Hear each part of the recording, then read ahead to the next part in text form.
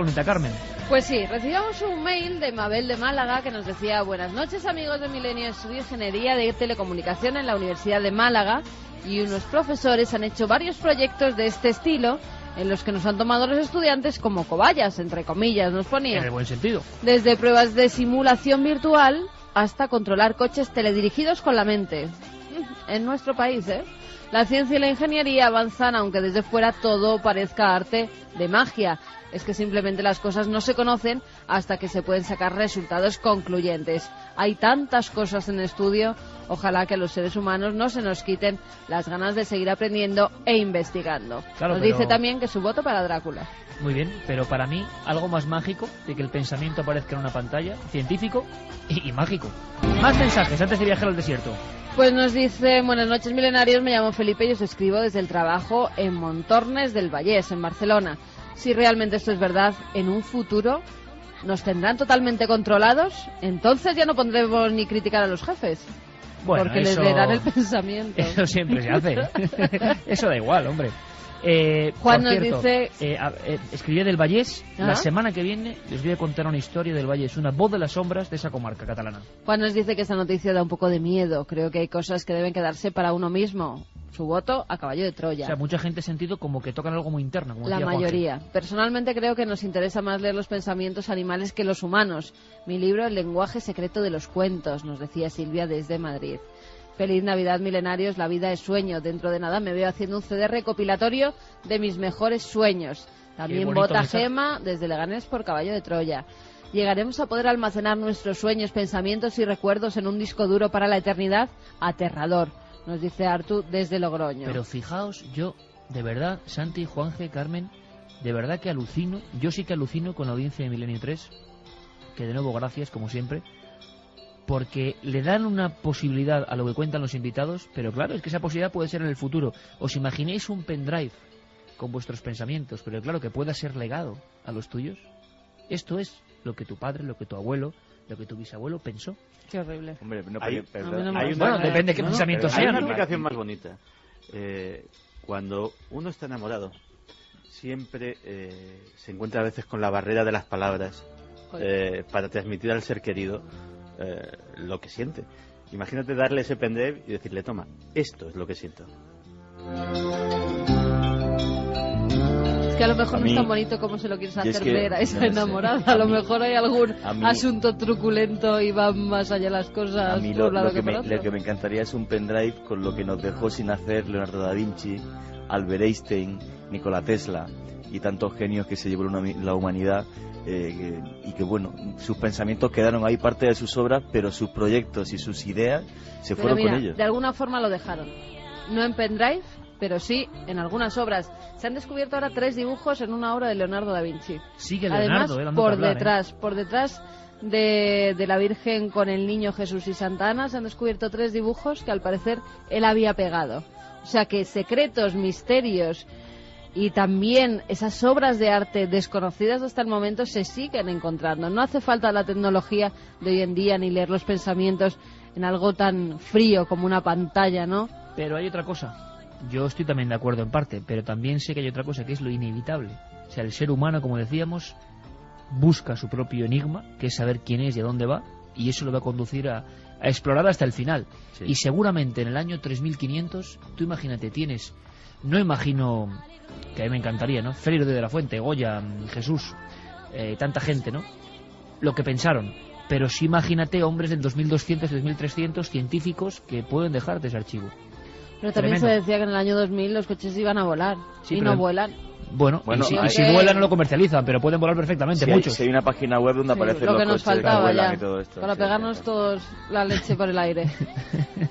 Manolo desde Córdoba nos dice: ¿os imagináis que con esta nueva técnica podamos conocer el pensamiento de personas en coma o de delincuentes? La verdad es que da miedo. La gente repite la palabra miedo, Santi, qué curioso, ¿eh? Ante una cosa que yo creo que es emocionante. Es que ten en cuenta que también la mente es entrar en el último santuario que exactamente, tenemos, ¿no? Es la última atalaya de la privacidad, es la fortaleza en la que vive nuestra identidad más sacrosanta, lo que nunca nadie sabrá aparte de nosotros mismos. Y de repente alguien ha aparecido con una llave o con una ganzúa. Hombre, da miedo. Fíjate como la llave. Como siempre, el cine se adelantó. La película La Celda, donde hay una mujer que se mete en la mente del asesino este que estaba en coma para saber dónde estaba su última víctima antes de que muriera. Nos parecía ciencia ficción y ahora... Otra película, nos dice Jessy desde Las Palmas, La Fortaleza Infernal. Era una cárcel especial cuya técnica les permitía controlar los sueños de los presos. Pero tú fíjate, por ejemplo, hablando del futuro, ¿no? Yo me lo imagino en emociones, ahora escuchando esta música, cuando Picasso, por ejemplo, se pone debajo de las pinturas de Altamira y dice, aquí está todo, o otros. Tú imagínate poder transmitir lo que sentía realmente Picasso, ¿no? Sí. Debajo de esas pinturas, lo que sentía el momento de esplendor del gran genio delante de un cuadro, o lo que sentía el propio hombre prehistórico, ¿no? Ya, pero de ellos ya no se va a poder rescatar. Ellos no. Tienen que ser contemporáneos. Aunque, fíjate, porque ya la ciencia es capaz de todo. Que quede por ahí un rastro de ADN de algo, que igual también hay que hablar de eso. Muy difícil. Bueno. Fíjate, yo me sorprendo porque la verdad es que como novelistas algunos oyentes tendrían carrera. Y anda que no damos nosotros... Pues que se animen porque dicen que lo único que no está en crisis son los libros, o sea que adelante. Anda que no damos nosotros ideas que nos han escrito muchas veces para películas, cortos, Camacho, novelas... Más forrado. Bueno, nos dicen, poder ver los recuerdos de la gente está bien si se usa para salvar vidas. Por ejemplo, en un secuestro a través de la mente del secuestrador. Sí, lo que pasa es que imagino que, claro, dices... Pero claro, hace falta engancharnos electrodos. Ya, pero lo que decía Santi, si ya hay experimentos de control mental a distancia, un secuestrador poniendo en peligro, por ejemplo, a unos niños, como ha ocurrido, y que las autoridades sepan exactamente si tiene miedo, si no tiene miedo. Vaya historia, ¿eh? Hay otra aplicación perversa que la ha sugerido Carmen en un mensaje de nuestros oyentes, que es efectivamente aquella película La Fortaleza Infernal. Piensa que, por ejemplo, las personas que han estado encarceladas, que han estado privadas de libertad, el único ámbito en el que podían ser realmente libres era su mente, era su imaginación, era el único país por el que se les permitía viajar. Tú imagínate que en un futuro a alguien se le ocurriese ser tan sumamente cruel de privarles hasta de la libertad dentro de su mente. Son muchos los mensajes, muchas las reflexiones, como dice Carmen, y muy acertado, porque es que yo creo que es así. Qué imaginación, qué fabulosa y desbordante imaginación la de nuestros amigos, que plantean ideas que vuelan en el aire y son maravillosas. Pero ahora, luego seguimos, porque luego acabamos, ¿eh? Viene aquí Carlos y Fermín con la lista, y acaba el ranking de libros, los 7 grandes libros del misterio, 10 de enero, todos aquí juntos. 10 de enero, 40 personas 40 elegidos. Por sorteo. El ordenador será quien dé la suerte a esos 40 elegidos. Es nuestro bombo de Navidad, ¿no? De alguna subirse forma a la nave del misterio, sí. Algunos dicen que bueno, que el bombo sí queda un poco raro, el sorteo de Navidad. Bueno, algunos dicen que prefieren venir aquí a la nave del misterio que ganar la lotería del lunes. Bueno, no sé yo. Vamos a ver, hay una cosa importante. A las 3:20 comienza un viaje. No es al Monte Ararat, que está congelado siempre, sino un lugar mucho más ardiente, lleno de aventura. Se ha hablado tanto de los Tuareg.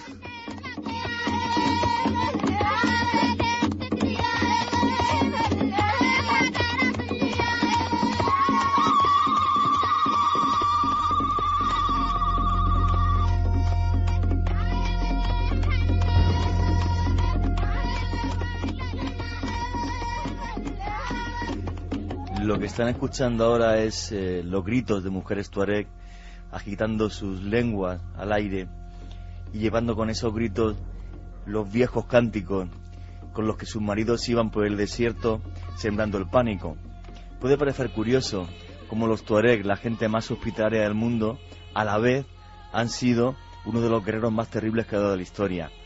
Y es curioso porque hace 2000 años, cuando los romanos llegan al norte de África y empiezan a conquistar toda la parte del Rif y toda la parte del norte argelino, pues de repente llega un momento en el que no pueden meterse más en el desierto, más al sur, y la gente que hay ahí es tan guerrera que ponen en limes la frontera y dicen todo lo que hay ahí es berber, es bárbaro. Los tuareg asimismo se llamaban Mazig, que significa hombre libre, y realmente siguen siendo los últimos hombres libres. En el siglo VII hay una tribu rifeña, los Chorfa, que se enfrenta a los tuareg durante décadas para que se conviertan al Islam. Tan terrible es su resistencia ante los Chorfa que al final hay una palabra que esgrime en árabe que dice Tawareg, que significa los abandonados de Dios.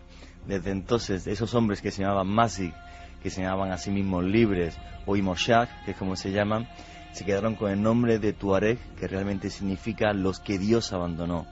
aunque quizás a nosotros nos abandonó Dios y ellos siguen en un maravilloso y espléndido desierto lleno de libertad. La adaptación al medio de los tuareg es increíble. Viven tan sumamente plenos y felices en ese desierto que son capaces de sacar agua de cualquier sitio. Pero no solo eso, sino que, por ejemplo, cuando ven que pueden llegar a morir de sed, se desnudan y se ponen cara al sol para que la temperatura de la sangre llegue a 70 grados y morir rápidamente. De esa forma mueren en pocos minutos y no sufren una muerte por deshidratación que saben que le puede llevar días y días agonizando. La adaptación al medio es tan buena que tienen y sacan agua de cualquier sitio que Vázquez Figueroa, que convivió con ellos, pues pudo aprender muchos trucos de cómo sacaban agua.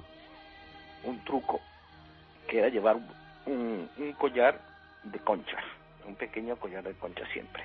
Entonces, cuando había una carencia absoluta de agua, por la noche dejabas el collar al aire libre con las conchas hacia arriba. Y al amanecer, antes de que saliera el sol, esas conchas contenían un poquito de agua, o sea, el rocío. Reunías todo ese rocío en un vaso y te daba pues casi un vaso de agua. Y un verdadero tuareg puede vivir prácticamente con ese vaso de agua. Desde 1850 hasta 1917, 67 años, las tropas francesas lucharon contra los tuareg en lugares como el Tassili, el Hogar, Tamanrasset, Janet. 67 años de lucha. Después de 67 años de lucha, por primera vez en la historia, las tribus tuareg abandonan sus espadas y dicen que van a ser pacíficos, dejando que las caravanas pasen por el desierto. Después de 2000 años y 67 años de guerra directamente con los franceses. Pero aún así, ellos se guardan los secretos del desierto y no se los cuentan a nadie. Ni un solo hombre de la tribu de los tuareg le cuenta a los franceses cómo hay que hacer los mapas, los planos, los lugares por donde se puede pasar por un desierto que siempre les pertenece. Su cultura es única. Sus mujeres no llevan la cara tapada, llevan tatuajes para ahuyentar a los yenum, a los genios que viven en el desierto. Viven libres, pueden tener relaciones sexuales con quien quieran hasta que se casen y luego siempre son fieles. La propiedad privada pasa solamente de madres a hijas. Los hombres no tienen derecho a poseer absolutamente nada. Los rebaños, todo es de las mujeres y por ellas viven y por ellas luchan. Realmente el desierto, ese desierto mágico, está lleno de 1000 lugares con misterio. Uno de ellos, y que tuve la suerte de poder visitar, el Tassili. Nadie sabe por qué. Hay un santuario en el que 22 culturas diferentes reflejaron pinturas en las que se lavaban dioses extraños. Pero por desgracia, esta cultura que ha sido reflejo de novela, películas, de leyenda, de 1000 sueños, pues también está... Bueno, ellos siguen existiendo y muy aislados y muy en sus propias costumbres. En muchos sitios, en Mali hay muchos, en Libia hay muchos, en el corazón de Argelia hay muchos. Lo que pasa que poco a poco, y eso es una cuestión que no podemos evitar, la civilización va absorbiéndolo, los va mezclando. Y muchas veces ellos se lamentan luego de haberlo hecho porque ya estamos viendo que la civilización moderna, aunque al principio te ofrece y parece que te ofrece un gran espejismo de cosas mucho mejores, al final los hace más desgraciados.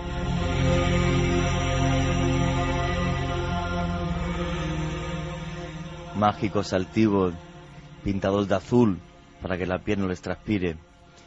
Realmente la leyenda de los tuareg es inmortal. Esas pinturas que hay en el Sáhara nos muestran aquella tierra cuando era un vergel, pero ellos jamás abandonaron su tierra, aunque se convirtiera en el más terrible de los desiertos. ¿Y sabéis por qué? Por una cosa, y es que hay un proverbio tuareg que solamente se puede entender si se está allí. Y es que dice: Dios hizo los países con agua para que los hombres pudieran vivir y los desiertos para que... Manda un SMS al 7640. Escribe la palabra milenio, espacio y lo que nos quieras contar. Comentaristas de Milenio 3. Sabemos que siempre hay alguien al otro lado.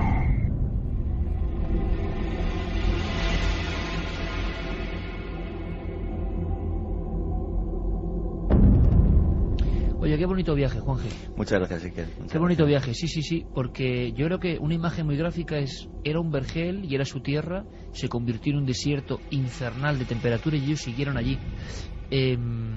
Como lo cuenta también Alberto Vázquez Figueroa, ¿no? Esos pequeños detalles. Y cuando uno llega a ese lugar de Tassili es como el recuerdo de lo que fue esa tierra cuando era maravillosa.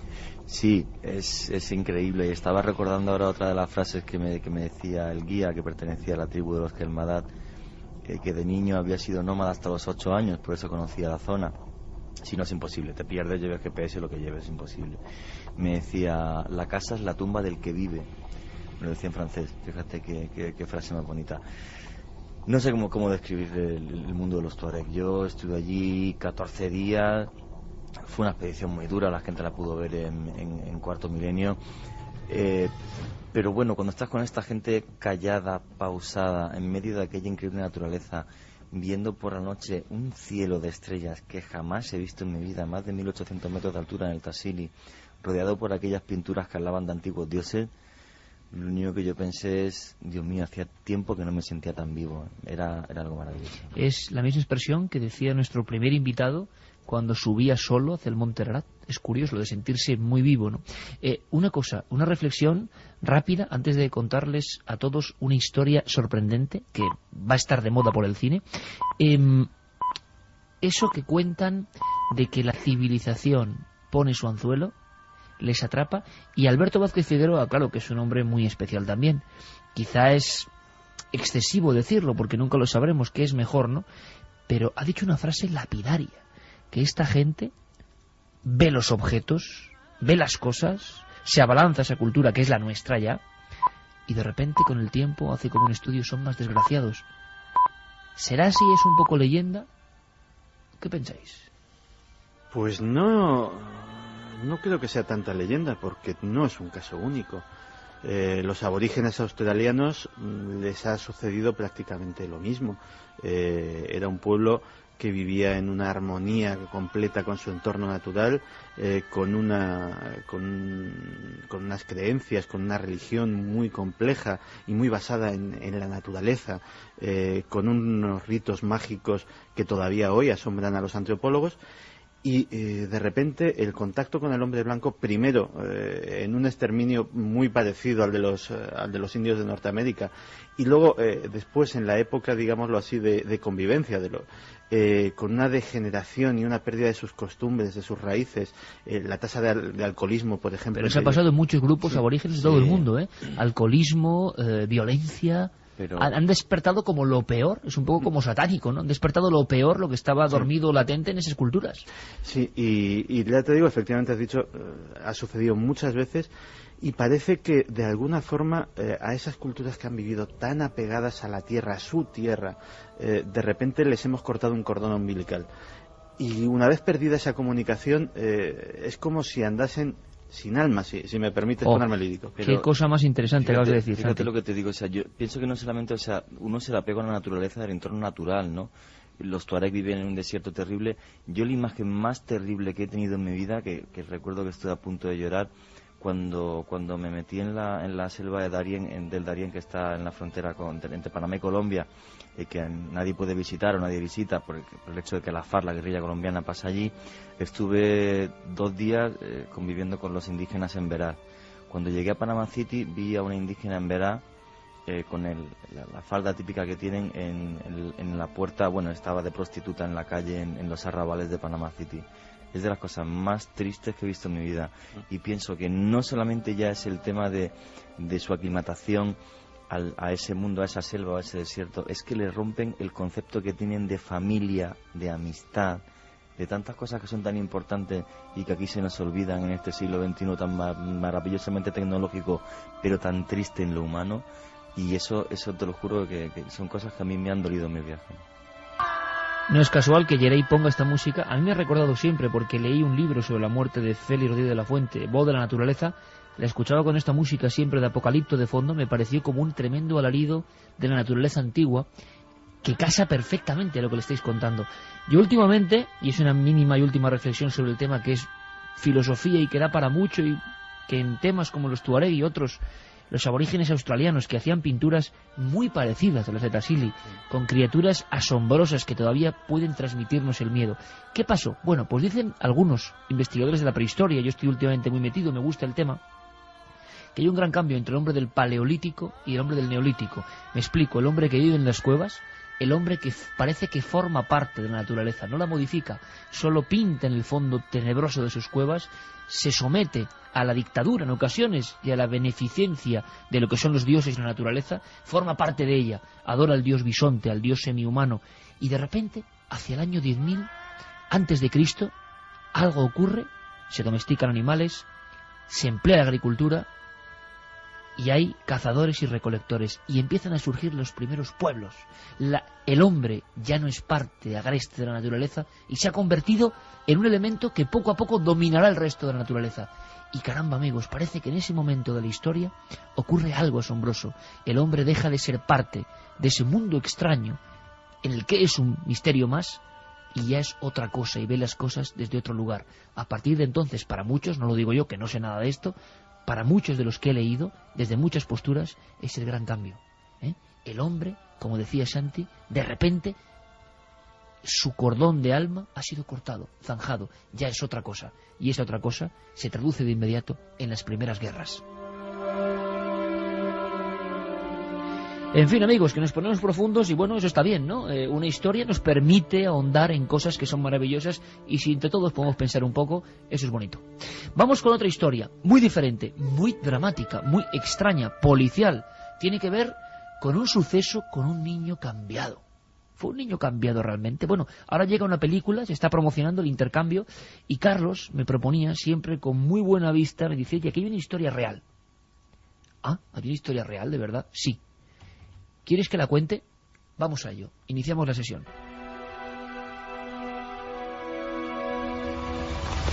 Me llamo Christine Collins. El 10 de marzo mi hijo Walter Collins, de 9 años, desapareció. Tras 5 meses de investigación, trajeron a un niño a Los Ángeles desde DeKalb, Illinois. La policía de Los Ángeles me dijo a mí y a todos ustedes que ese chico era mi hijo. Pero no era mi hijo.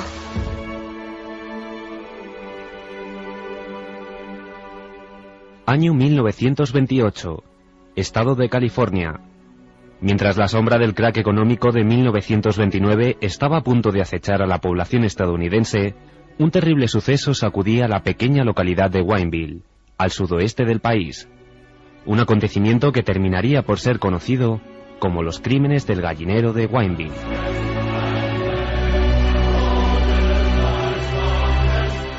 ...10 de marzo... Walter Collins, un niño de 10 años de edad, desaparece de su casa en extrañas circunstancias. Su madre Christine, desesperada, decide denunciar el caso ante la policía de Los Ángeles y esperar a que su hijo pueda regresar lo más rápido posible al hogar familiar. Sin embargo, lo que la mujer no podía sospechar era que su calvario acababa de empezar.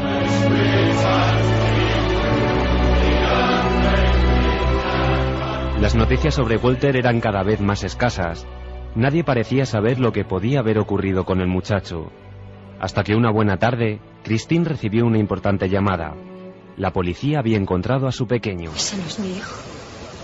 ¿Qué? ¿Qué está diciendo? Que no es mi hijo. Oiga, seguro que se confunde. No me confundo. Bueno, ha pasado 5 meses terribles. Ha perdido peso, ha cambiado. Reconocería a mi propio hijo. Lo que ocurre es que usted está impresionada y él ha cambiado. Arthur Hutchins, así se llamaba el joven impostor con el que los oficiales de Los Ángeles intentaron engañar a la madre de Walter. Una mentira que Christine había negado desde el principio y que le costó su encierro en un hospital psiquiátrico de la región. ¿Por qué hace esto, señora Collins? ¡Han dejado de buscar a mi hijo! ¿Por qué íbamos a seguir buscando a alguien a quien ya hemos encontrado? El alcalde quiere que esto acabe. No pueden hacerlo. Deben ingresar a la presa en el pabellón de psicopatía del Hospital General del Condado. Al firmar esto certifica que la policía ha acertado enviándola aquí y les absuelve de toda responsabilidad. No lo firmaré. ¡Enfermero! ¡No! ¿Qué diablos han hecho con Christine Collins? Nunca más se volvió a saber del pequeño Walter. Durante toda su vida Christine intentó dar con el paradero de su hijo, pero no lo logró. La policía había conseguido capturar al culpable de la desaparición del muchacho, pero no con la averiguación de lo que había podido suceder con él. Los restos óseos de otros jóvenes que también habían sido secuestrados por el criminal detenido aparecieron en un rancho de gallinas que poseía en la localidad de Wineville. Sin embargo, la confirmación de la muerte de Walter nunca llegaría. He convertido en la misión de mi vida sacar a la luz todo cuanto la policía de Los Ángeles desearía que ninguno de nosotros supiera. El departamento de policía no tolera las discrepancias. Usted está en situación de ponerles en evidencia y eso no les gusta. Yo solo quiero a mi hijo.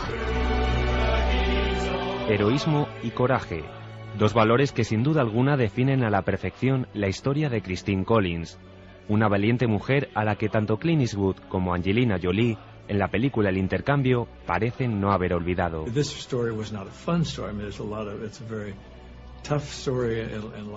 una historia muy dura, pero sucedió, y creo que demuestra la perseverancia de una mujer en un momento muy particular de la historia.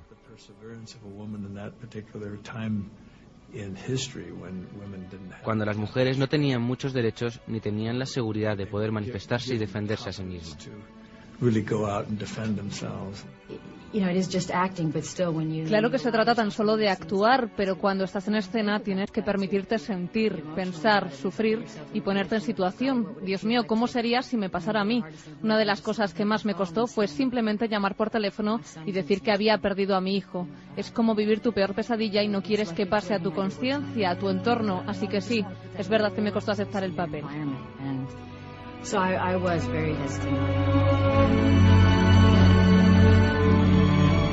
El programa que están ustedes escuchando es la repetición de uno ya emitido. En busca de una explicación. Iker Jiménez, Milenio 3. Aquella mujer al final nunca supo de su hijo, fue ingresada en un psiquiátrico, nadie sabe qué pasó con él y sobre todo qué historia más macabra, que la policía intentó endosarle un niño impostor, o sea... En fin, ¿algún comentario? Nunca mejor dicho eso... Bueno, Clint Eastwood es un hombre que se fija mucho en las historias reales. Nunca mejor dicho eso de que la historia real supera cualquier barbarie imaginada, ¿no? Hay que imaginarse, valga la redundancia, el sufrimiento de esa madre, la historia de El Intercambio. Y por cierto, no sé si utilizaba intercambiadores de cualquier tipo de fluidos, sustancias y energías, pero se ha hablado mucho de Tesla y algo pasaba en Madrid. Santi, yo quiero saber, de Tesla hemos hablado en ocasiones...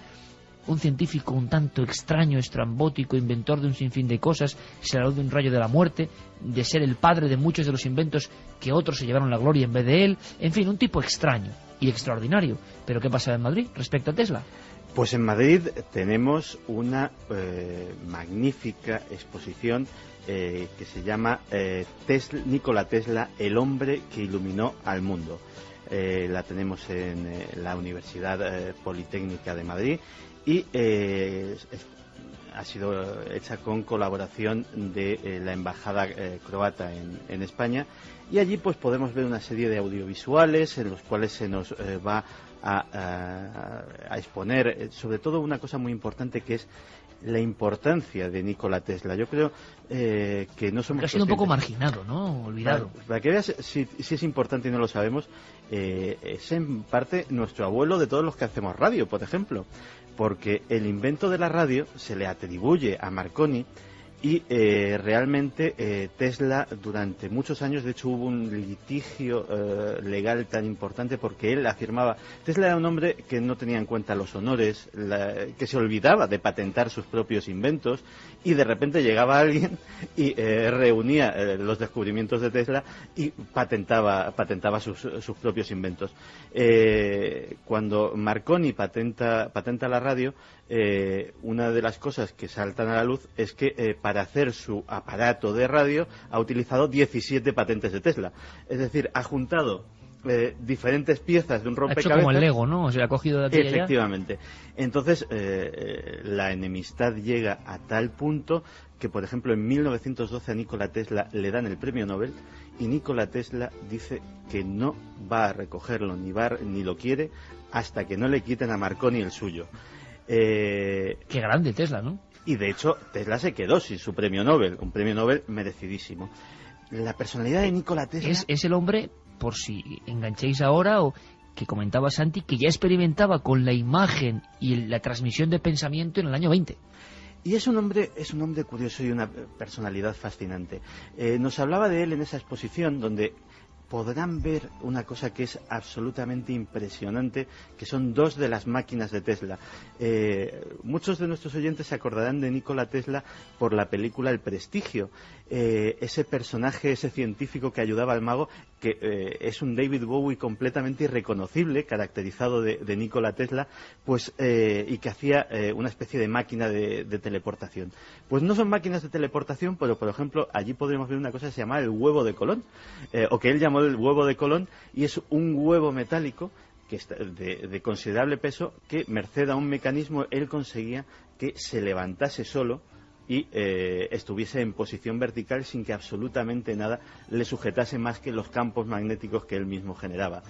Y para los más impresionantes, o sea, para los más impresionables, la máquina más impresionante que hay es una bobina de Tesla que se acercó nuestro compañero Carlos Largo a ella, una especie de torre de unos 2 metros de altura, que cuando se acciona el mecanismo suelta rayos auténticos y visibles por su parte superior, y Carlos Largo llevaba en la mano otro de los inventos de Tesla, que era un tubo fluorescente. Sin tocarlo, sin llegar a tocar esa bobina de Tesla que emitía rayos, el tubo fluorescente que llevaba Carlos Largo en la mano se iluminaba perfectamente y de momento Carlos está aquí, no le ha pasado nada, o sea que...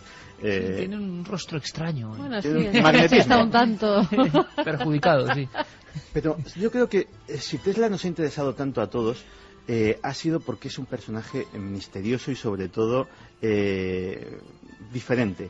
Él era un hombre que estaba convencido de que tenía un destino, de que había algo que le guiaba. Creía firmemente en sus sueños, los perseguía hasta el final, y de eso y muchas otras cosas nos habló en esa exposición Nikolina Zidek, tercera secretaria de la Embajada croata en Madrid, y que es una verdadera entendida y una verdadera entusiasta de la biografía de Nikola Tesla. Tesla también automistificó su propia vida. Él pensaba que todo era su destino, para que él terminara en Estados Unidos, para que realizara su sueño, las cataratas del Niágara, todos los inventos que hizo. Él como que estaba guiado por un guía invisible que lo llevaba por el mundo para que él cumpla su destino y haga tanto bien que hizo por la humanidad. Por lo tanto, él mismo dijo que él tuvo un sueño, que él iba a inventar una rueda enorme que iba a moverse por la fuerza de las cataratas del Niágara, y que 30 años después realizó ese sueño. Así que él dijo que el cerebro humano, pensando en el cerebro suyo, era realmente magnífico porque él podía prever lo que iba a hacer en el futuro. Tesla, por ejemplo, nunca se casó. Estaba completamente consagrado a la ciencia y decía que una mujer, que un amor, le podía suponer una distracción que él y la humanidad no podían permitirse. Entre sus pertenencias, cuando falleció, se encontraron una serie de camafeos, de amigas muy queridas, que había ido coleccionando como recuerdo de amores fugaces y tal vez como recuerdo de la renuncia que había hecho a todas esas mujeres en pro de una ciencia que él perseguía. Nos hablaba Nikolina Zidek de que él había viajado a las cataratas del Niágara. Siendo joven, había visto un grabado en su pueblo de las cataratas y dijo: ¡qué potencial más tremendo! ¡Cuánta energía desaprovechada! Yo iré ahí y utilizaré esa energía. 30 años después, Nikola Tesla, empleado en los laboratorios de Edison, va a las cataratas del Niágara y crea la primera central eléctrica. Una central eléctrica que aprovechaba esa potencia para generar electricidad para todo un pueblo. Esa central eléctrica todavía funciona. El gran invento de Nikola Tesla, y del que todos nos tenemos que acordar, es cada vez que enchufemos algo, a un enchufe cualquiera, cada vez que prendamos el botón de la luz, cada vez que conectemos cualquier aparato, porque la corriente alterna, la que recibimos y la que nos ilumina, la que hace funcionar nuestros aparatos, es el gran invento de Tesla. Un invento que le enemistó con el que en principio había sido uno de sus protectores, el gran Thomas Alva Edison. Realmente lo que ocurrió entre Tesla y Edison fue un choque entre dos grandes personalidades, entre dos genios. Tesla decía que él era descubridor, mientras que Edison era un mero inventor. Tesla decía también que Edison tenía un grupo de personas que trabajaban por él y que también él hacía varias pruebas, varios intentos hasta que llegaba a una conclusión, a un invento, mientras que Tesla concebía la idea en su cabeza, es como que primero la pensaba, después la construía en su cabeza, hacía pruebas, intentos y fallos en la misma cabeza y después cuando llegó al producto final recién lo ponía sobre el papel. En la misma cabeza, porque Nikola Tesla no hacía planos, no tomaba notas, no tenía una mísera pizarra para hacer cálculos. Todo crecía en su imaginación, todo crecía en su cabeza. Por eso es tan difícil saber las cosas que llegó a inventar. Tenía ambiciones muy fuertes. En 1900, en un momento en el que absolutamente nadie creía que la humanidad iba a llegar tan lejos, en un momento en el que el futuro todavía estaba por escribir, él dijo esto: en un futuro próximo veremos una gran cantidad de aplicaciones de la electricidad. Podremos dispersar la niebla mediante fuerza eléctrica. Centrales sin hilos se utilizarán con el propósito de iluminar los océanos. Se conseguirá la transmisión de imágenes, la transmisión de inteligencia, la transmisión de energía sin hilos. Otra valiosa novedad será una máquina de escribir operada mediante la voz humana. Tendremos eliminadores de humo, absorbedores de polvo, esterilizadores de agua, de aire, de alimentos, hasta de ropa. Se convertirá en imposible contraer enfermedades por gérmenes y la gente del campo irá a las ciudades para permanecer allí. La transmisión de energía sin hilos, producida por generadores ambientalmente compatibles, para que el hombre pueda solucionar todos los problemas de la existencia material. La distancia, que es el impedimento principal del progreso de la humanidad, será completamente superada en palabra y en acción. La humanidad estará unida y las guerras serán imposibles. La paz reinará en todo el planeta. Ese era el gran propósito que tenía Nikola Tesla en la mente.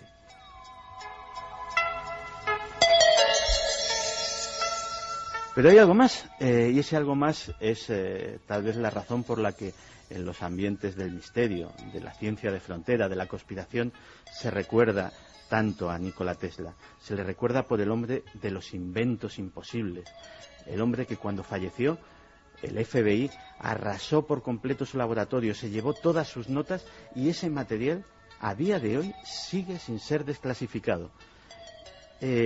Habló de armas imposibles, habló incluso de algo que ha pasado al imaginario popular y hasta a las novelas de ciencia ficción. Habló del rayo de la muerte. Lo de los rayos de muerte o rayos asesinos todavía no sabemos en qué consta, porque él dijo que inventó unos rayos asesinos que podían derribar un avión.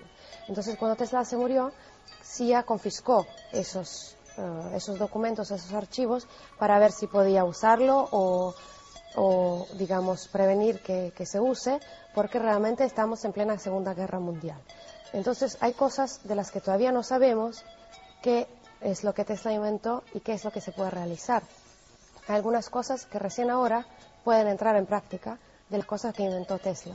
Y también hay cosas que todavía no entraron en práctica, no se realizaron, porque son tan lejanas que todavía ni siquiera se pueden concebir cómo hacerlo y cómo aplicarlo. Y como Tesla murió, nunca vamos a saber, o vamos a saber en unos 50 o 100. En 1893 fue capaz de diseñar un sistema para mandar energía sin hilos, electricidad sin hilos. Para ello construyó una antena de más de 30 metros de altura conocida como la Torre Vandercliff. Desgraciadamente, en un momento en el que la economía de otro de sus protectores, Westinghouse, no iba bien, el proyecto se tuvo que anular. Su propósito era dar electricidad gratuita a todo el planeta, una electricidad que se recibiera como las ondas que están recibiendo ahora mismo nuestros oyentes, por un receptor, sin hilos, sin cables, en cualquier sitio, para todos. Es posible que esa sea una de las patentes que se guardan en esos archivos secretos y que todavía no ha sido desclasificada. También es posible que haya otras más siniestras. Otro de sus inventos fue el llamado oscilador vibracional mecánico. Con este aparato llegó a provocar un pequeño terremoto en un laboratorio de Manhattan. ¿Quién sabe? Nikola Tesla estaba muy adelantado a su tiempo.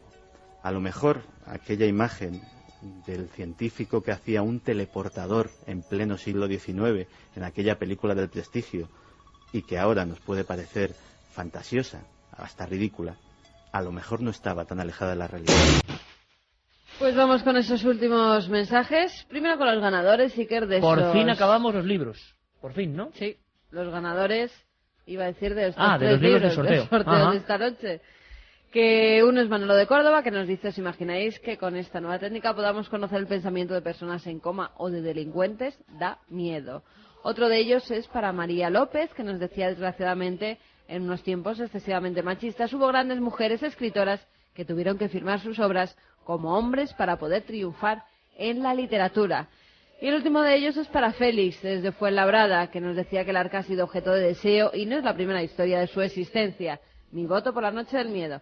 Pues esos 3 libros van para estos 3 ganadores. Y vamos a dar, Iker, esa lista como ha quedado de los 7 libros del misterio. Bueno, chicos, 3:56, por fin, después de un par de meses o más de votaciones, el público soberano de Milenio 3 ha elegido que estos son los 7 libros del misterio. Y de aquí, en el futuro, se podría extraer algún aprendizaje. 7º lugar, y lo siento porque es mío, Misterios de la Iglesia. 6º. ¿Por qué lo vas a sentir? Oye, los míos no están ni en el 7º, no lo sientas. Por empezar por el mío, porque no queda bien. 6º, Drácula. 5, El paraíso maldito. 4, El retorno de los brujos. 3, Dioses, tumbas y sabios. 2, La noche del miedo, Iker. Y como vencedor, ha estado en cabeza todo el tiempo, Caballo de Troya, de JJ Benítez.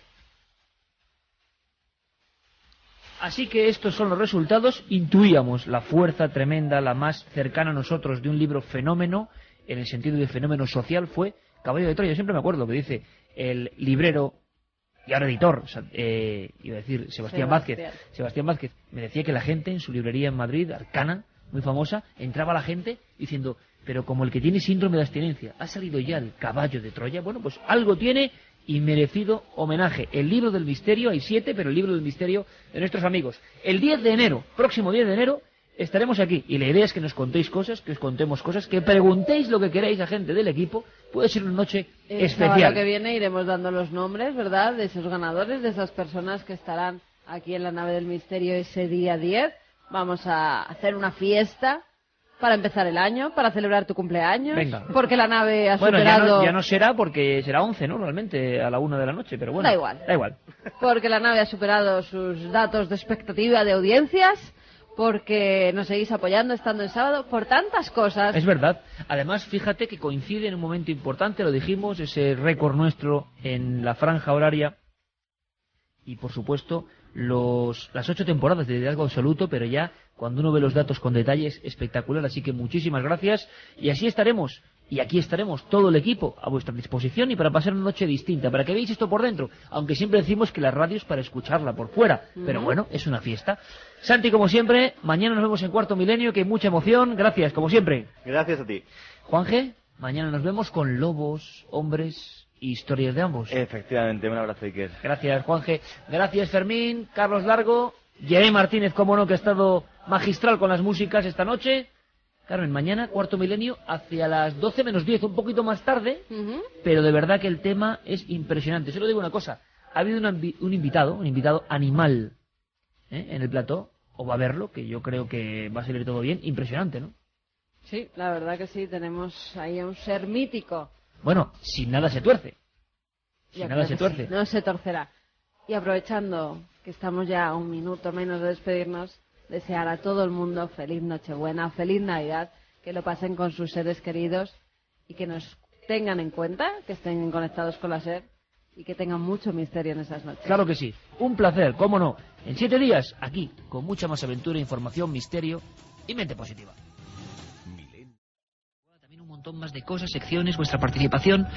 Y como nada es casualidad, cuando estábamos preparando ese programa sobre el Madrid misterioso, el Madrid de los poltergeist, pues nos hemos encontrado con que en Sevilla, nuestro magnífico amigo y compañero José Manuel García Bautista, nuestro jefe allí, el corresponsal en Andalucía, el que os trajo historias que tanto han impactado al público, como el solar de la calle San Luis, os acordáis, en agosto, o hace bien poco el caso de la Diputación de Sevilla, pues ahora ni corto ni perezoso estaba en un lugar quizá menos público en el sentido de conocido, un restaurante muy concreto de la capital sevillana, donde están pasando cosas sencillamente sobrecogedoras.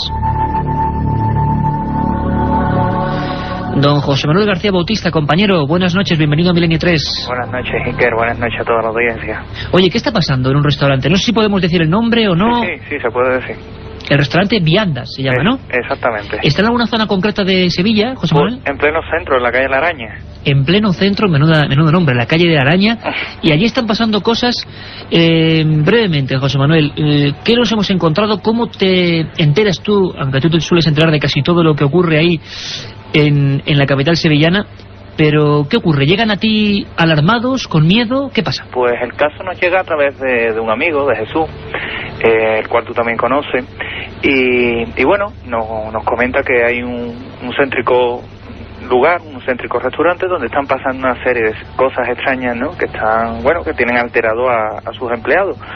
Nos vamos para allá y efectivamente hablamos con los distintos empleados del lugar, incluso hablamos con el propietario. Bueno, nos empiezan a relatar toda la serie de cosas que les están sucediendo, ¿no? Que prácticamente, como tú comentas, pues es de una clara sintomatología de poltergeist, ¿no? Desde ruidos raros, desde raps, hasta lo que son escuchar pisadas, escuchar presencia, incluso ver cosas. La verdad es que es un caso muy, muy interesante, Iker.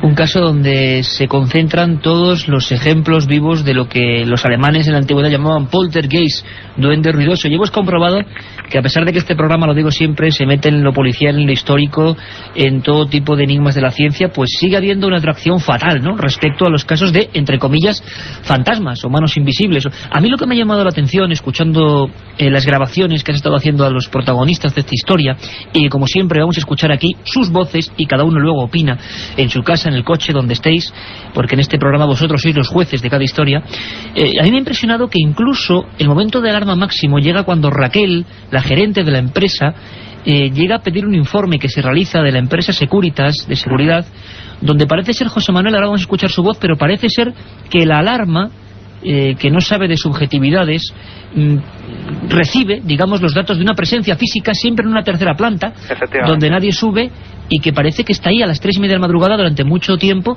activando o haciendo que esa alarma salte, ¿no? Efectivamente, porque la alarma, un volumétrico que está colocado en las 3 plantas, solamente registra movimiento allí, arriba, que precisamente en la tercera planta, una planta que está aún reformándose, que mantiene la disposición de antaño, y registra una presencia justamente en la planta en la que no hay nadie, en la que siempre está vacía.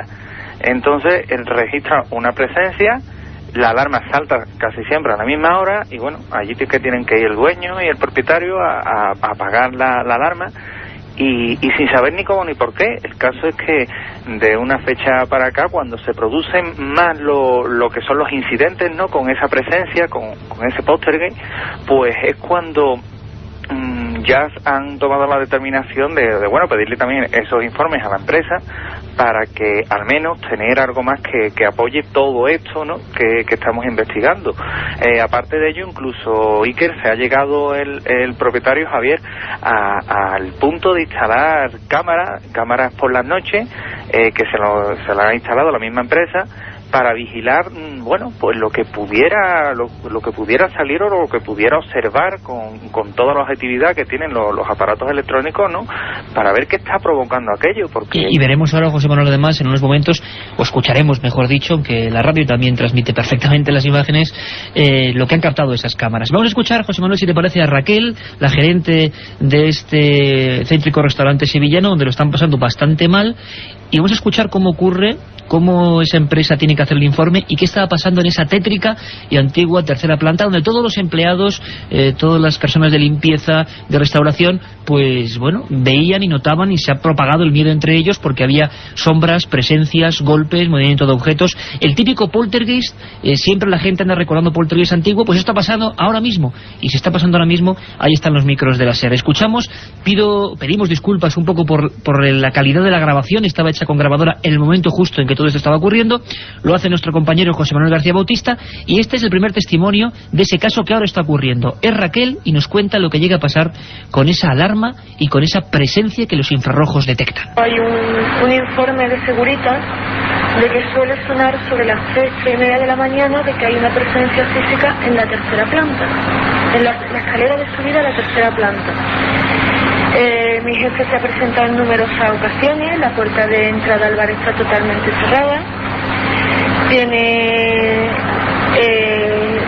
lo que es un dispositivo de infrarrojos con un volumétrico, y entonces lo que es curioso que ves en la tercera planta que hay una presencia física cuando desde que estás en la planta baja del bar hasta subir a la tercera planta tienes que pasar por 2 o 3 volumétricos más, y sigue dando presencia física en esa zona.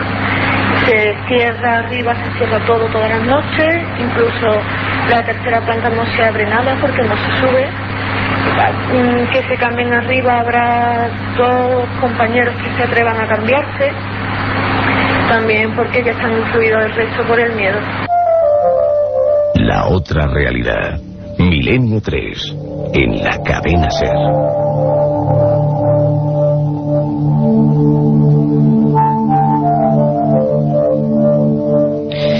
La psicología y la sociología del miedo, porque es muy fácil ver esto desde la lejanía, esbozar sonrisas escépticas, porque puede que todo esto tenga un fin o una explicación perfectamente natural, y ya nos conocéis, en Milenio 3 no nos casamos con nada ni con nadie, y tampoco somos ni crédulos ni escépticos a ultranza, simplemente mostramos las opiniones. ¿Qué está ocurriendo en ese restaurante? Escuchábamos a Raquel y José Manuel García Bautista desde Sevilla, otros empleados incluso que han llegado a ver sombras y caras siempre en ese lugar, donde parece ser que había ecos de una tragedia antigua, como es normal, ¿no?, que sea en el centro de Sevilla, donde tantas cosas han pasado a lo largo de la historia. Efectivamente, Iker, porque todo esto viene salpicado de una tragedia, ¿no?, que ocurrió en aquella zona, que es casco histórico sevillano, pero una tragedia reciente, ¿no? Se cree que el fantasma, porque le damos nombres y apellidos, bueno, pues era del antiguo propietario que se ahorcó en el lugar. Entonces, eso está constatado policialmente, ¿no? Alguien que además me parece de la esfera militar, ¿no? Sí. Sí. Además, vamos, está totalmente identificado y la verdad es que se cree que es el habitante, ¿no? El habitante extraño que tiene este restaurante.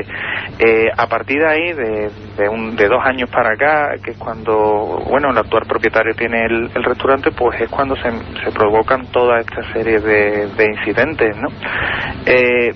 Los empleados del lugar, ¿no?, del restaurante, pues siguen con la intranquilidad, y de hecho, aunque muchos no se han dejado llevar por estas historias, ¿no?, que contaban los otros empleados, otras gentes que han ido pasando por allí, sí es cierto que, bueno, cuando lo han constatado en sus propias carnes lo que sucede, pues ya deja de haber subjetividades y deja de haber, digamos, esa psicología del miedo para pasar a comprobar que efectivamente el poltergeist, el fantasma de las viandas, es toda una realidad.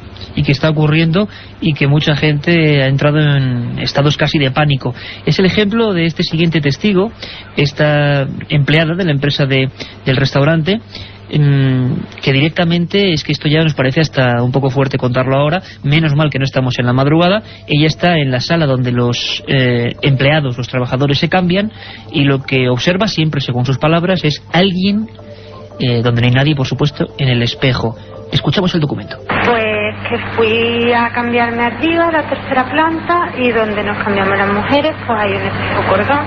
Entonces yo me estaba abrochando el zapato, apoyando en la silla, y cuando miré para el espejo pues me pareció ver una sombra, vi una sombra, y hubo un cambio de temperatura muy brusco. Escuchando imágenes.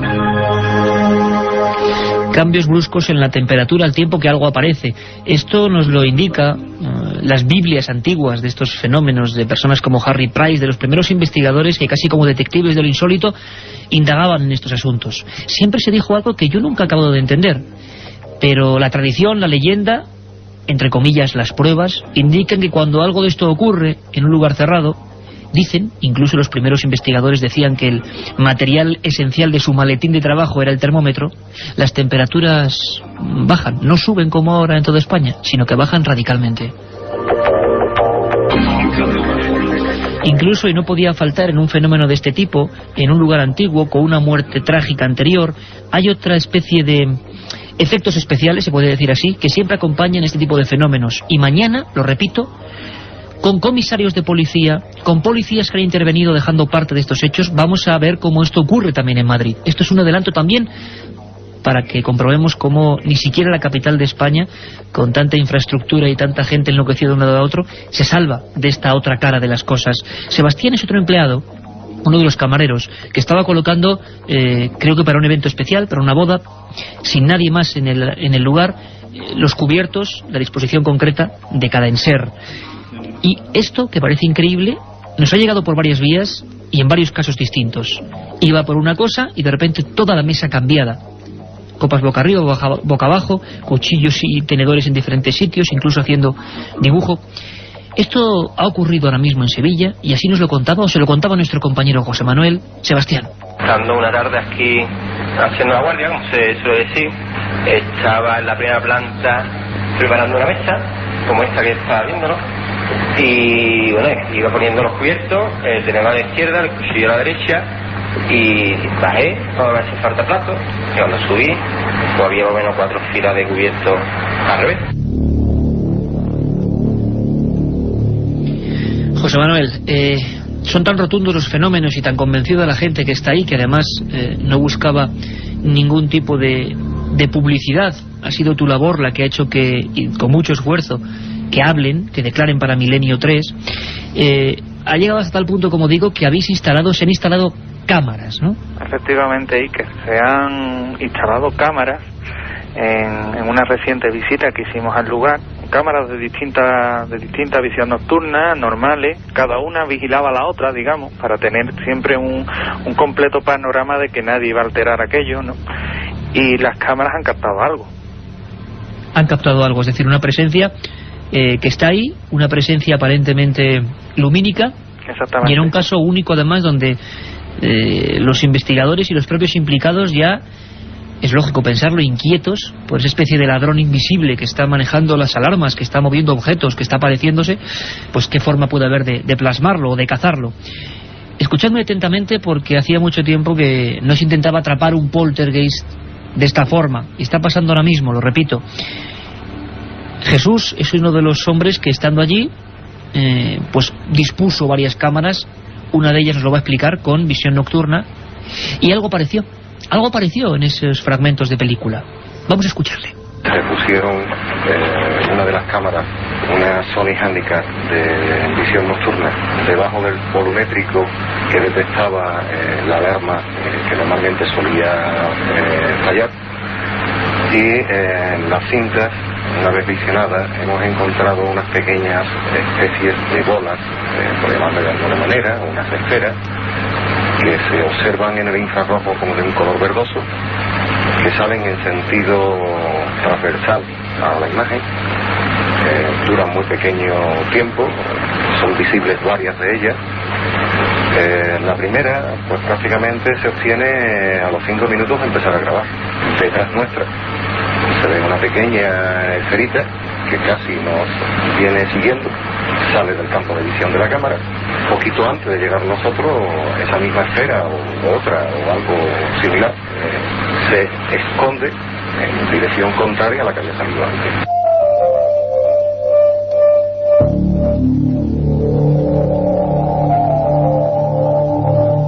Las cámaras han sido testigos de lo que está pasando ahora en ese restaurante sevillano.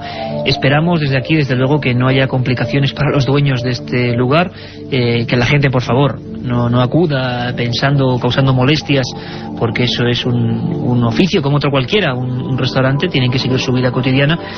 Pero nosotros, como periodistas, pues hemos intentado meter los micros, que ya decimos que procuran, a veces logramos y a veces no, estar donde nadie llega en estos temas. y registrando cosas como estas. Las cámaras han enfocado una especie de esferas, también de sombras. José Manuel, tú eres de esas noches de experimentación, de capturar al intruso, estás allí, ¿no? Sí. Y además, Iker, también te tengo que decir que tanto Rafael Cabello como yo, como el propio Jesús, pues bueno, cuando subíamos porque sentimos algo arriba, se apagó una luz, subiendo para arriba fuimos testigos de cómo arriba, en la planta tercera, se ven sombras. La llegasteis a ver vosotros perfectamente. Perfectamente, además. Y sí, además, y tengo que decirlo, tanto Rafael Cabello como de José Manuel García Bautista, de tu absoluta asepsia como buen corresponsal para estos temas, que nunca entre nosotros diríamos algo más, al revés. Tenemos mucha más prudencia en estos casos, precisamente para no dejarnos llevar, porque nos debemos a nuestros oyentes. José Manuel, ¿estaban allí aquellas sombras? Estaban allí, que fue lo que claro, nos impulsó, y he de confesar que con cierta dosis de miedo, ¿no? Te plantea, me voy para abajo, sigo para arriba. ¿Qué siente? Mira, mucha gente, estoy seguro, y vuelvo a emplazar a que la gente nos escriba ese milenio3@cadenaser.com. Mucha gente, José Manuel, estoy seguro que miles de personas ahora mismo te preguntarían a ti, porque es muy pocas veces cuando el investigador se encuentra con esto. ¿Qué se siente? Miedo, por lo menos yo. Lo que pasa es que es mayor la curiosidad que particularmente yo tenía que el miedo que se siente, ¿no? Tú vas por una escalera subiendo lentamente, escalón tras escalón, y bueno, estás viendo cómo hay una especie de forma que se cruza por arriba. Entonces llegas a un momento en el que, claro, eso unido a los raps que se están escuchando, te plantea lo que comentaba antes, en décimas de segundo, ¿qué hago? ¿Me voy para abajo disparado o sigo? Y veo que puede ser. En nuestro caso, pues tanto Rafael Cabello como yo seguimos para arriba, se nos ve aparecer en las cámaras, y justamente mientras que estamos comprobando aquello y salimos ya de plano, ¿no?, se ve de nuevo surgir una especie de esfera luminosa del tamaño de una pelota de tenis que sale de la habitación número 4, dobla el pasillo y sale escaleras abajo. Claro, esto aparentemente, aquí viene otro dato curioso que te puedo adelantar casi en primicia, esto captado por una cámara, pero es que cuando hemos visto la cinta de la segunda cámara también lo registra, con lo cual tenemos el mismo dato grabado por dos cámaras.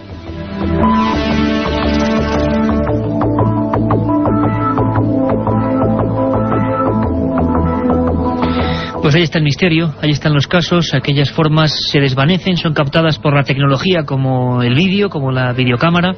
Está ocurriendo ahora, esto es solo un primer adelanto, la investigación, porque José Manuel García o Rafa Cabello son, por supuesto, investigadores, además de contadores de estas cosas, y están involucrados a tope, y nos permiten de vez en cuando entrar en lo que es la vida de un auténtico investigador de estos fenómenos, sin creencias, sin mesianismos, sin opiniones a priori, y saber qué ocurre. Seguiremos informando, compañero, un gran trabajo, y a ver qué ocurre, y sobre todo un abrazo fuerte y tranquilidad y calma a los compañeros de ese restaurante en el pleno centro de Sevilla. Muchas gracias, Iker.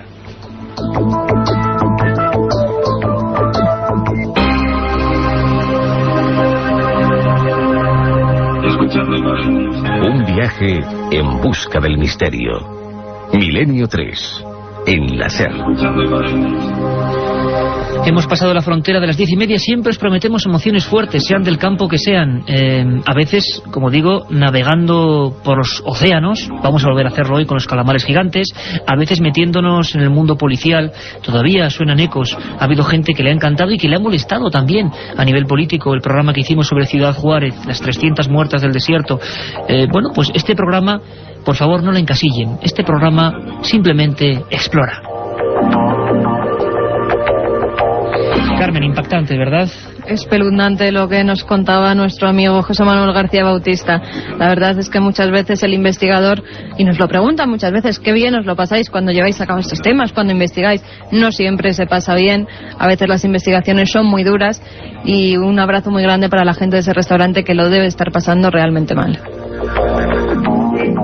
Y ahora, si os parece, para cambiar de tercio, como diría Manolo Molés rápidamente, en una larga cambiada, vamos a abrir ese archivo de los herejes, la galería de condenados, esas personas que, bueno, nos podéis solicitar, preguntar, plantear. milenio3@cadenaser.com, porque queremos saber a vosotros, a la audiencia, que sabéis que cada vez somos más, lo sabemos y lo comprobamos con vuestro cariño, ¿qué personajes os inquietan? ¿Qué personajes del hoy o del ayer os han llamado la atención, de cualquier campo? La ciencia, la investigación. En este caso vamos a ir de nuevo a esa especie de magia que se provocó a final del 19, que era la electricidad. Y es que yo, os lo digo sinceramente, yo, Iker Jiménez, soy un completo ignorante. Yo oigo la radio y no sé por qué salen las palabras de ahí. Veo la televisión y me parece que, desgraciadamente, nos manejamos con botones y no somos conscientes de esa magia, de que nos sigue la imagen y el sonido, que yo ahora mismo, que nosotros os lleguemos a todos los hogares de España. Esa es la magia de la tecnología y se la debemos a hombres que fueron pioneros, se la debemos a auténticos aventureros, algunos pagaron con su vida. Hablábamos de Giordano Bruno, quemado por la Inquisición por, reivindicar la libertad de pensamiento. Hablamos de otro olvidado, Andrew Cross, al que, quien tuvo la desgracia de descubrir un ácaro y pensaron que se entrometió con Dios, y ese fue su gran error. Hablamos en definitiva de misteriosos personajes, y hay uno en el ámbito de la ciencia que, curiosamente, fijaros, tengo una nota aquí, en 1943, después de su muerte, la Corte Suprema de Estados Unidos falló a favor de un hombre de origen serbio que provocó mucho tumulto en la época, llamado Nikola Tesla. Decían que algunas de las patentes, como por ejemplo los transmisores de energía eléctrica, la bombilla, la radio, ni más ni menos, pertenecían a Nikola Tesla, en contra de Marconi, que la registró después que él. Es decir, hay un personaje, dicen, que hizo 700 inventos, que se adelantó a todos y que sin embargo murió de forma extraña. Era un hombre que atacaba la ciencia, que no aceptaba normas. Era un hombre llamado Nikola Tesla, que hizo un invento que dicen que podía ser la gran arma de la historia, aunque él era un pacifista, curiosamente, el rayo de la muerte. ¿Queréis conocer la historia de este serbio misterioso? Vamos allá.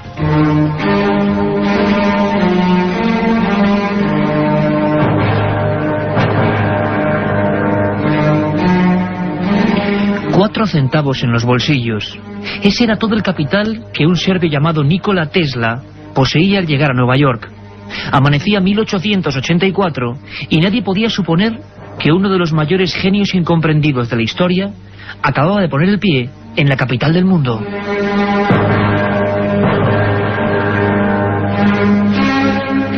El laboratorio del célebre Thomas Alva Edison acogió al joven electrónico con los brazos abiertos. Sus cálculos, sus proyectos, sus demostraciones eran algo tan asombroso que pronto le hicieron ganarse muchos enemigos. El primero, el propio Edison, que consideraba la electricidad como un medio generador de negocio y de dinero. Y es que el extraño Nikola Tesla era un utópico. Creía que el poder de esa maravilla mágica llamada electricidad podía servirse a la humanidad a coste cero, por medio de sencillos sistemas que él había ideado. Criticado por el mundillo científico, que veía en él a un peligroso visionario extranjero, se autodesterró y decidió abrir su propio laboratorio de experimentaciones.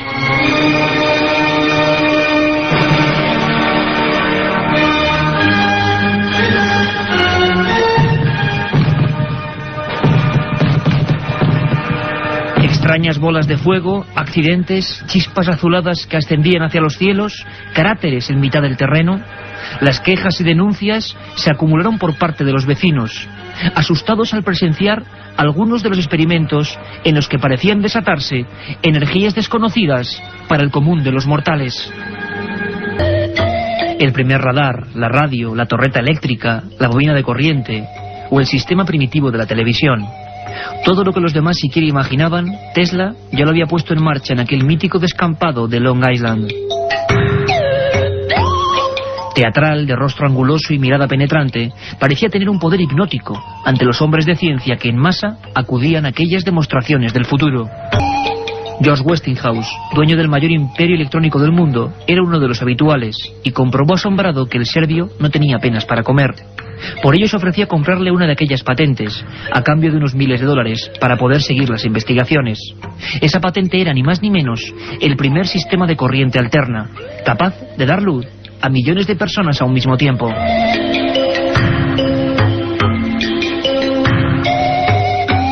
Los periódicos norteamericanos, asombrados, informaban de cómo en 1898, ante miles de personas, Tesla mostraba el funcionamiento de un barco tripulado por control remoto, cuyo mando reconocía órdenes de voz.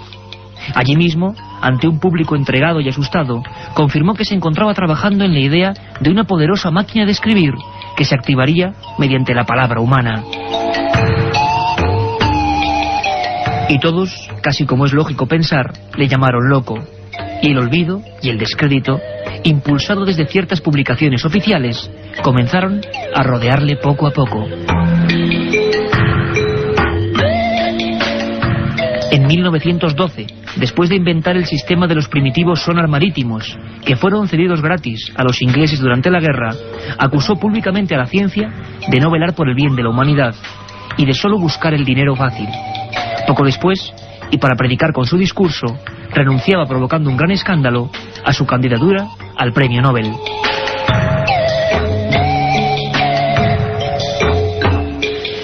Sin embargo, a pesar de su aparente talante pacifista, sabemos, gracias a los pocos documentos que se han podido recuperar sobre su persona, que Tesla pasó años en busca de un extraño ingenio, que catalogó como rayo de la muerte. Un haz lumínico capaz, según él, de provocar explosiones gigantescas a distancia, y que iba a poner en marcha en una fecha concreta, el 30 de junio de 1908.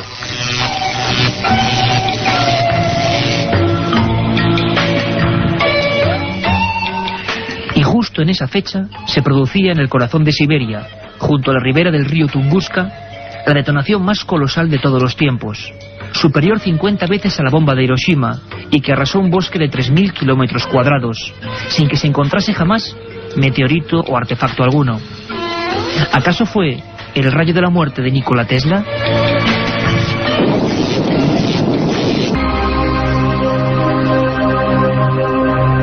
Escuchando imágenes. Menudo ejemplo, Carmen, el de científicos como Nikola Tesla. Decían que la ciencia o el establishment científico, ¿no? Le pasaba igual que a Giordano Bruno. Decían que estaban solo para servirse y no para servir, y fueron condenados. Pero el ejemplo cunde, ¿verdad? Y es bueno recordarlo. Por supuesto, Iker. Y tienes unos documentos de última hora sobre las profundidades del mar. Si hace apenas unas semanas hablábamos de aquel misterioso pulpo gigante de Chile, que ahora hay una gran polémica, porque por un lado varios ingenieros de ADN dicen que es un cachalote en estado de putrefacción, y sin embargo el Centro Biológico de Medio Ambiente de Chile dice que no puede ser. Por la polémica os iremos informando. Lo cierto es que, bueno, estas criaturas siguen apareciendo. Sabíamos que en Luarca, y allí lo perseguimos, allí estuvo Milenio 3 persiguiendo el calamar gigante, eran habituales, no tanto en aguas del estrecho, pero ha ocurrido en Cádiz, cerquita de Algeciras, ¿no? Concretamente en Tarifa, en la playa del Tejar. Esta noticia me recordaba a ese barco científico con el que exploramos las aguas de Luarca, con el que estuvimos allí pues con muchísimos buenos amigos, con zoólogos muy prestigiosos, y al que por desgracia no pudimos ver. Pero en este caso la Guardia Civil... Bueno, cuidado, lo vimos sacándolo del agua, ¿te acuerdas? Eso sí, estuvimos incluso con los micros dando en el calamar gigante, sí, que acaba de rescatar el barco. Eso luego uno no se acuerda, pero porque era todo muy deprisa, pero acabamos de sacar el reportaje, y los amigos que nos seguís desde el año pasado lo recordaréis, tocando con un micro, no sé si se ha hecho este micrófono amarillo, tocando el cuerpo del calamar gigante, y era impresionante ver salir ese monstruo izado por las grúas de los barcos. Y esto ha pasado en Cádiz, ¿no? En este caso el Seprona de la Guardia Civil de Tarifa ha localizado en la playa que he comentado antes del Tejar, en la localidad de Tarifa, Cádiz, una especie de calamar gigante, un Architeutis dux. Tiene 5,14 metros de longitud y un total de 45 kilogramos de peso. Nos lo cuenta todo nuestra compañera Belén Vivanco desde Radio Algeciras. En la playa tarifeña del Tejar, el Seprona de la Guardia Civil ha encontrado un calamar gigante de 5,14 metros de longitud y 45 kilos. Es el primero de estas características del que se tiene conocimiento en 23 años en aguas del estrecho. Tras recoger muestra de su tejido, ventosas, pico y estómago, esta hembra inmadura de calamar gigante ha sido congelada para trasladarla al Centro Oceanográfico de Málaga. Allí será estudiado y pasará a formar parte de su colección de organismos marinos. Es el tercer ejemplar del que se tiene constancia en el mar Mediterráneo.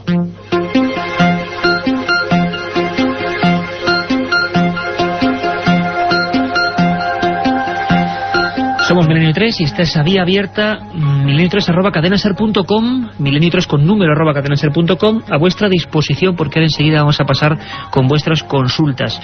Sabéis que además podéis plantearnos herejes, podéis plantearnos casos, historias y también rutas, porque dentro de poco de nuevo Carmen se va a calzar las botas y va a ir a viajar por otra zona de esa España maravillosa y completamente desconocida, o por lo menos verla con otras gafas o con otros ojos. Es un tiempo en el que cualquier cosa es buena, y ahí vemos las campañas de tráfico para reclamar atención, por favor, en las carreteras. Parece mentira, producto también del absurdo humano, cómo nos podemos dejar la vida en esas pistas de asfalto, ¿no? Algo habrá que hacer. Tendrá que salir un científico para inventar alguna otra cosa, esperemos, porque la sangría es terrible. Y solo hace falta una cosa, o por lo menos ayuda, precaución, atención, por mucho que estéis escuchando Milenio 3, por favor, ojo al volante. Vamos a recordar una historia que pasó en carreteras, en una muy concreta. Tuvo tan mala fama y tuvo un montón de fenómenos extraños que se le llamó carretera de la muerte, ni más ni menos. Nos lo cuenta Carlos Barroso, que con su impulso habitual abre ese viejo archivador donde tenemos un montón de secretos clásicos. Nuestro archivo secreto. Muchos meses tuvieron que pasar hasta que un equipo de expertos pudiera determinar por qué el kilómetro 239 de la carretera que une Bremen con Bremerhaven en Alemania tenía un historial tan macabro. Desde su inauguración en el verano de 1929, más de 100 vehículos se habían estrellado exactamente en ese punto kilométrico, en un tramo totalmente recto.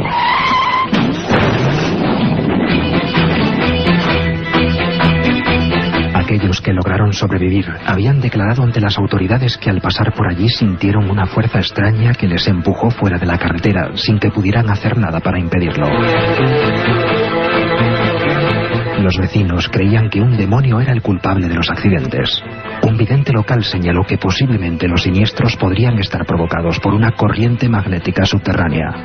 Propuso un método para acabar con ella: enterrar una caja de cobre bajo la carretera, con varios pedazos también de cobre en su interior, en forma de estrella. La caja permaneció enterrada durante una semana y en ese periodo no se produjo ningún accidente. Al ser extraída para comprobar si el método había tenido algo que ver con el final de los siniestros, los 3 primeros vehículos que pasaron por el kilómetro 239 se estrellaron nuevamente.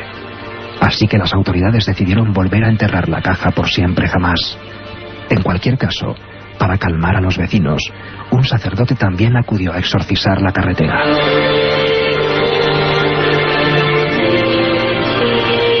Desde entonces, el kilómetro 239 de la carretera entre Bremen y Bremerhaven, en Alemania, no ha vuelto a ser, nunca más, escenario de la tragedia y el dolor.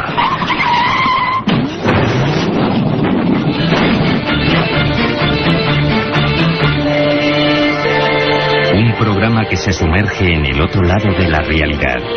Milenio 3, con Iker Jiménez y todo su equipo en la SER.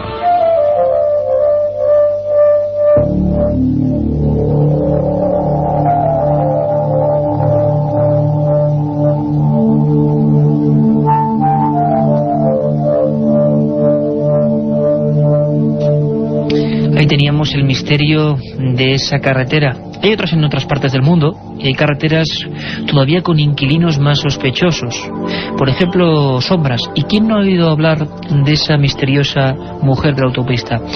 Leyenda urbana, en realidad, os prometo un programa solo sobre esas historias que, con la velocidad de un chiste o de un rumor, recorren España y el mundo.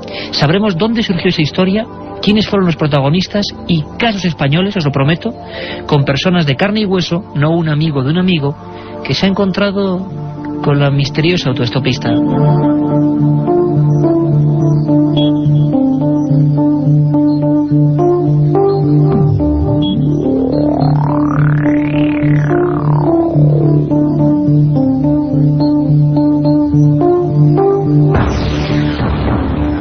Y es que la carretera sigue siendo un lugar lleno de enigmas, donde ha habido casos tan terribles como el de Maximiliano Iglesias Sánchez, que abrió un telediario en la primera cadena, imaginaros, año 74.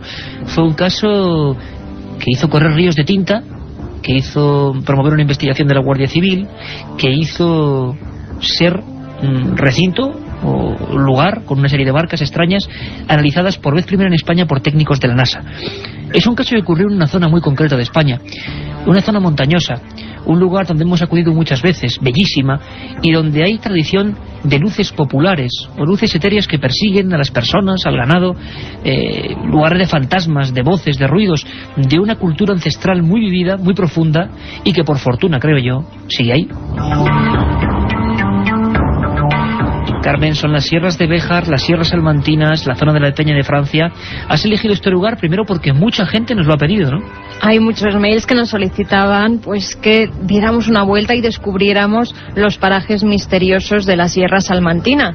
Y yo, Iker, como vengo haciendo estas últimas semanas, me he puesto las botas, he cogido mi mochila y me he ido a descubrir pinturas rupestres, leyendas, tradiciones, incluso presagios de muerte. No esperamos más, vámonos a esa ruta mágica. Si antes fue Navarra, La Rioja, ahora es Salamanca.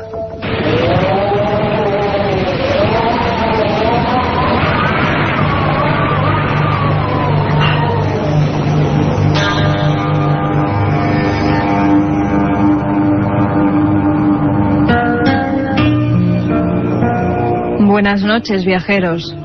La ruta que emprenderemos hoy nos llevará a conocer los misterios de la Sierra Salmantina.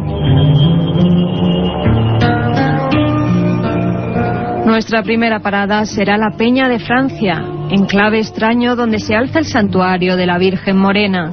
Según cuenta la tradición, una imagen que llevaba escondida allí varios siglos fue hallada en la Edad Media por Simón Roland, un joven parisino al que una revelación divina le hizo caminar en busca de una talla de madera que había sido ocultada en una peña muy alta e inaccesible. Todas las noches escuchaba una voz que le decía: Simón, vela, vela, y velarás que en el risco más alto tú la encontrarás. Tras muchas aventuras y desventuras, el muchacho llegó a la Peña de Francia, donde una voz sobrenatural le indicó el lugar donde se hallaba la imagen de la Morena. Allí mismo, a 1723 metros de altura, se construyó el santuario, donde aún hoy acuden miles de fieles ante los supuestos milagros que allí acaecen.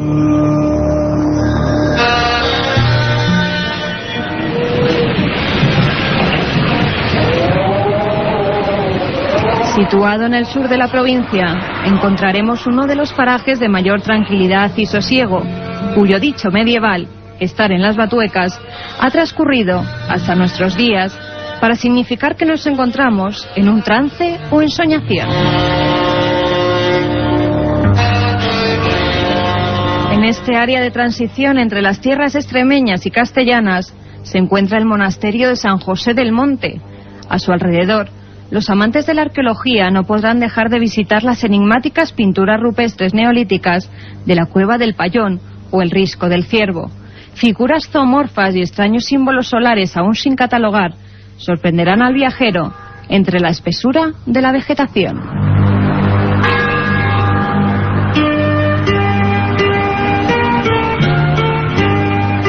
Por estos lares ocurrió uno de los casos más sorprendentes de la casuística ovni. Un suceso que por primera vez encabezó el telediario en su primera edición. En la noche del 21 de marzo de 1974, Maximiliano Iglesias circulaba por Valdejaderos, en la Sierra de Béjar, cuando se encontró con lo imposible. En un lateral de la carretera, observó un grupo de luces y varios seres de gran altura que estaban manipulando una especie de herramientas. Asustado por lo que estaba contemplando, Maxi se escondió entre unos matorrales para no ser visto, pero aquellos individuos se dieron cuenta y comenzaron a perseguir al asustado camionero.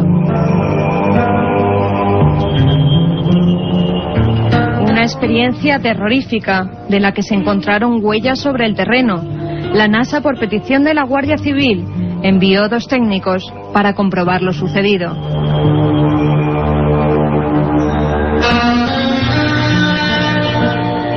Y terminaremos nuestra ruta en La Alberca, enclave fortificado medieval, donde el tiempo parece no haber transcurrido desde hace siglos.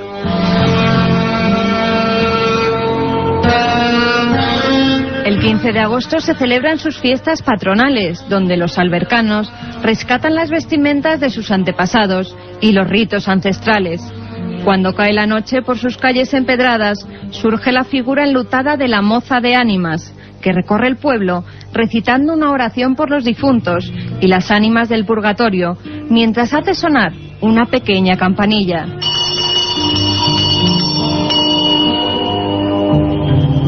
La leyenda dice que un día de invierno una gran nevada impidió que la moza saliera, y a medianoche la esquila comenzó a blandir ella sola. Su sonido llegó hasta los muros de la iglesia, donde se encuentra una hornacina que contiene 2 calaveras. Esta nos recuerda que un día tenemos que morir.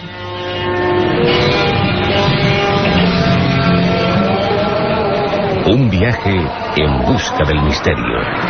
Milenio 3, en la SER. Y cuando nuestro compañero Juan Carlos Ingelmo pone esta música, significa, lo decimos siempre, que estamos ya en la recta final. Espero que disfrutéis, que hayáis disfrutado de esta España completamente ignota.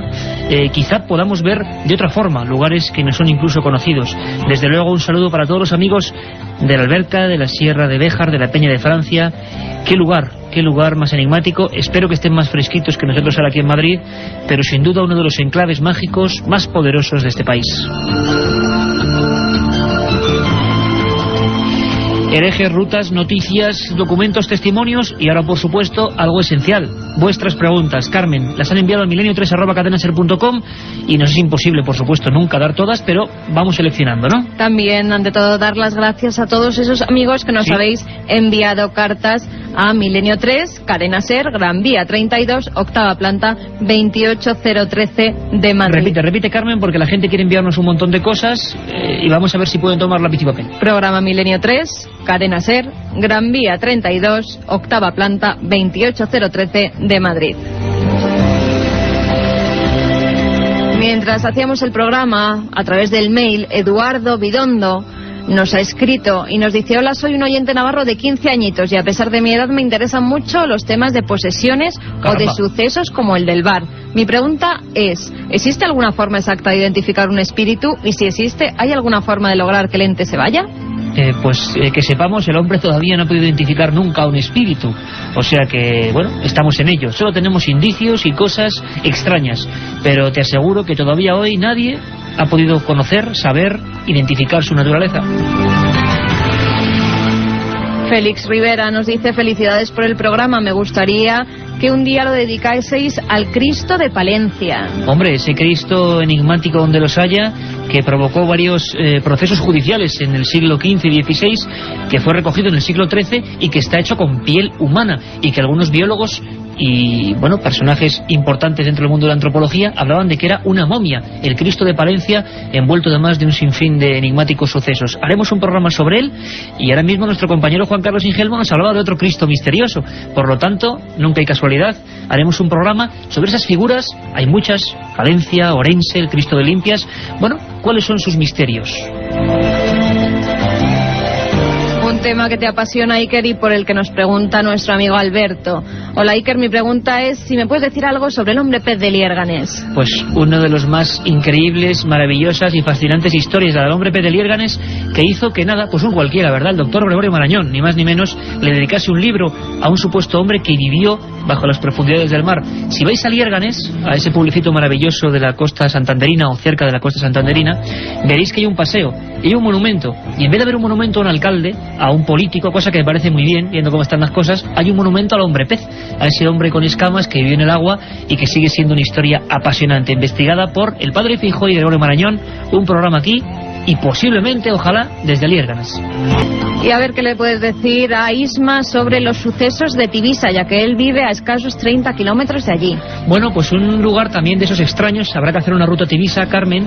Y sabéis que hace poco hablábamos con directores, con Pedro Costa, con Óscar Iber, que estaban haciendo una película sobre los suicidios de Tarrasa, personas que en España, pues víctimas de un delirio, de lo que fuera, se echaron a las vías del tren con un mensaje: los extraterrestres nos llaman, el lado crudo de estos temas, y fueron decapitados. Ocurrió en Tarrasa, y todo esto tenía que ver con un pueblecito muy curioso de Tarragona y Castellón, llamado Tivisa. Un montón de historias que analizaremos. No hay tiempo para más, Carmen. Un abrazo muy fuerte. Nos vemos Buenas mañana. noches, Iker. Mañana nos vemos aquí a las 10 de la noche y luego a las 3 de la madrugada. Con un programa muy fuerte. Os dejamos con una frase para la reflexión y con los servicios informativos de la cadena SER. Un abrazo.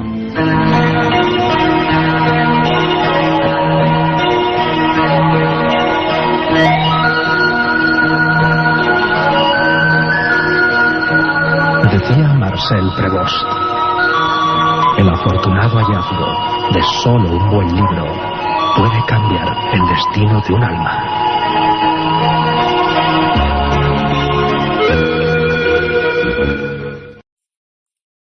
Milenio 3, estamos ya en el estudio 1, en esa penumbra particular y habitual de este programa. Todo un equipo compuesto por Katia Rocha, Carmen Porter, Carlos Barroso, este que os habla, Iker Jiménez, y hoy nuestro lugarteniente particular, Javier Rodríguez, a los mandos técnicos de esta nave de misterio y de palabras. Tengo en mis manos un documento, un acta de defunción y unas declaraciones. Las realizaba Clavius Narcís en septiembre de 1980. Era una entrevista realizada por la policía haitiana y decía lo siguiente.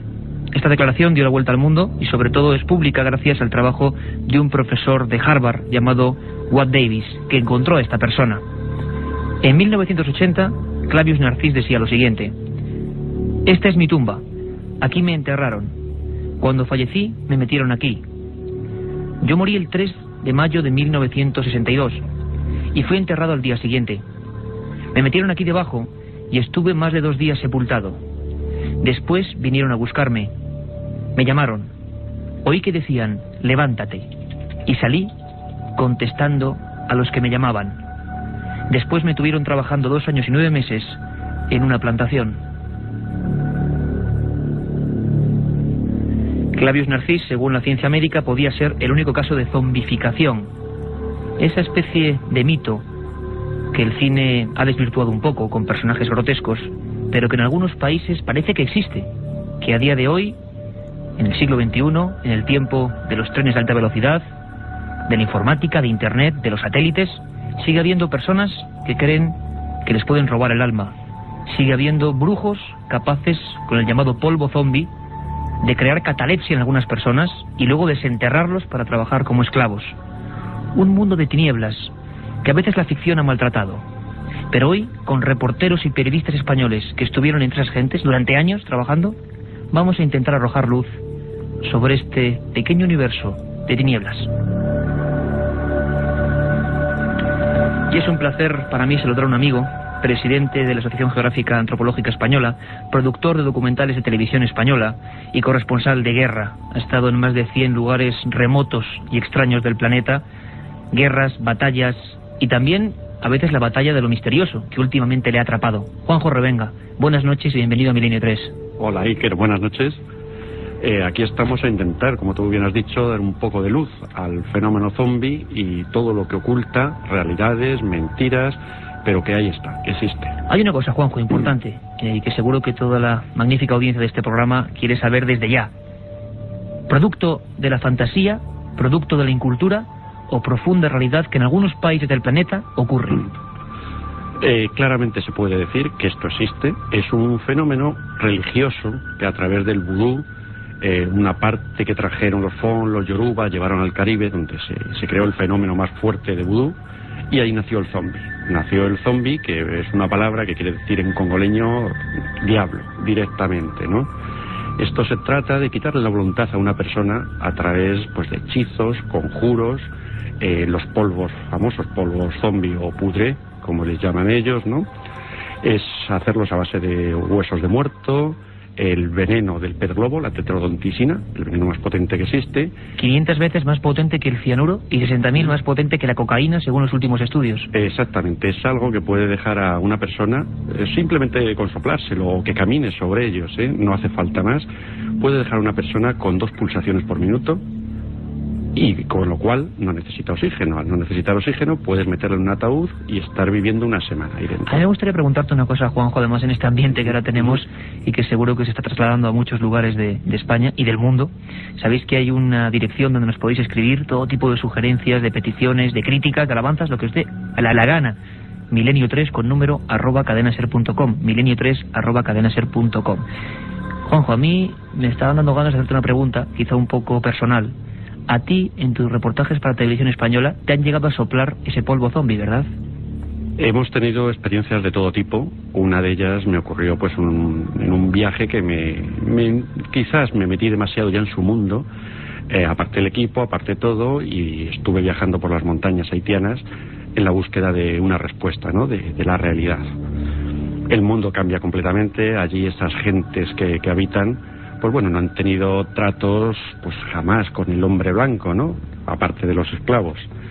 Y bien, cada vez que llegas a un pueblo te miran, hay problemas, estás solo. Hasta en un lugar que se me acercó un señor, un hombre mayor, con el pelo blanco, un gran sombrero de paja, un bastón lleno con formas ofídicas, se sentó frente a mí y me dijo: ¿tú qué buscas? Aquí nadie viene por nada. Viendo que claramente aquí se sabe lo que hay, yo le dije: mire, yo estoy buscando la realidad del zombie, del poder del bokor, del brujo. Estoy buscando si esto existe o si no puede existir en esta cultura. Simplemente me dijo: espérate, esta noche vendré a buscarte. Y esa noche ocurrió algo, ¿verdad, Juanjo? Algo bastante fuerte e inolvidable. Vamos a escucharlo muy atentamente. La otra realidad. Milenio 3, en la cadena SER.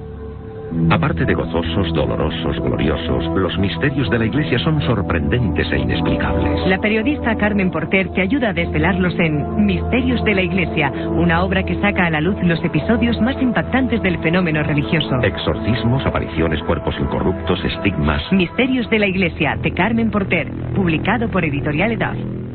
La otra realidad. Fenómenos extraños. Misterios sin resolver. Milenio 3. En la SER. Y cuando don Javier Rodríguez pone esta música, significa que llega hasta aquí, este estudio 1, Carmen Porter, rompe un poco la penumbra, estábamos ya casi acongojados, por no decir otra cosa, don Juanjo Revenga y yo.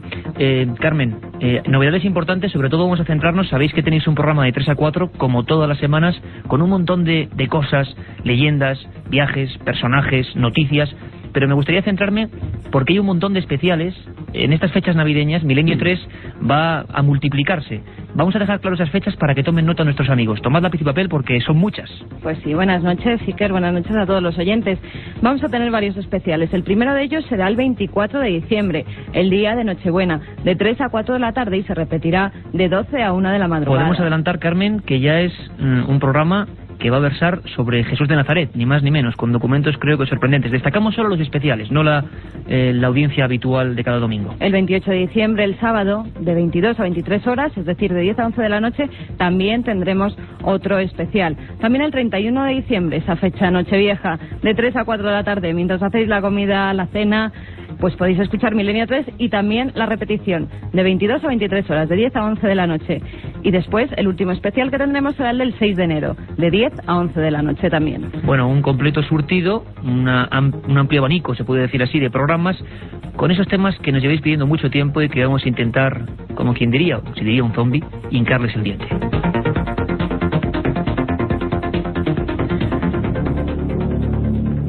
Juanjo Revenga, vamos a escuchar un sonido muy especial, quizá desagradable para muchos oyentes, siempre perteneciente a la realidad de estos temas, en este caso algo entre el misterio y la pura antropología. Tú has pasado todo tipo de peripecias grabando durante años en estos países. En este caso nos vamos directamente con la magia de la radio hasta Haití. Y allí escuchamos unos sonidos, como decimos, fuertes, tremendos, rotundos. Vamos a escuchar, Juanjo.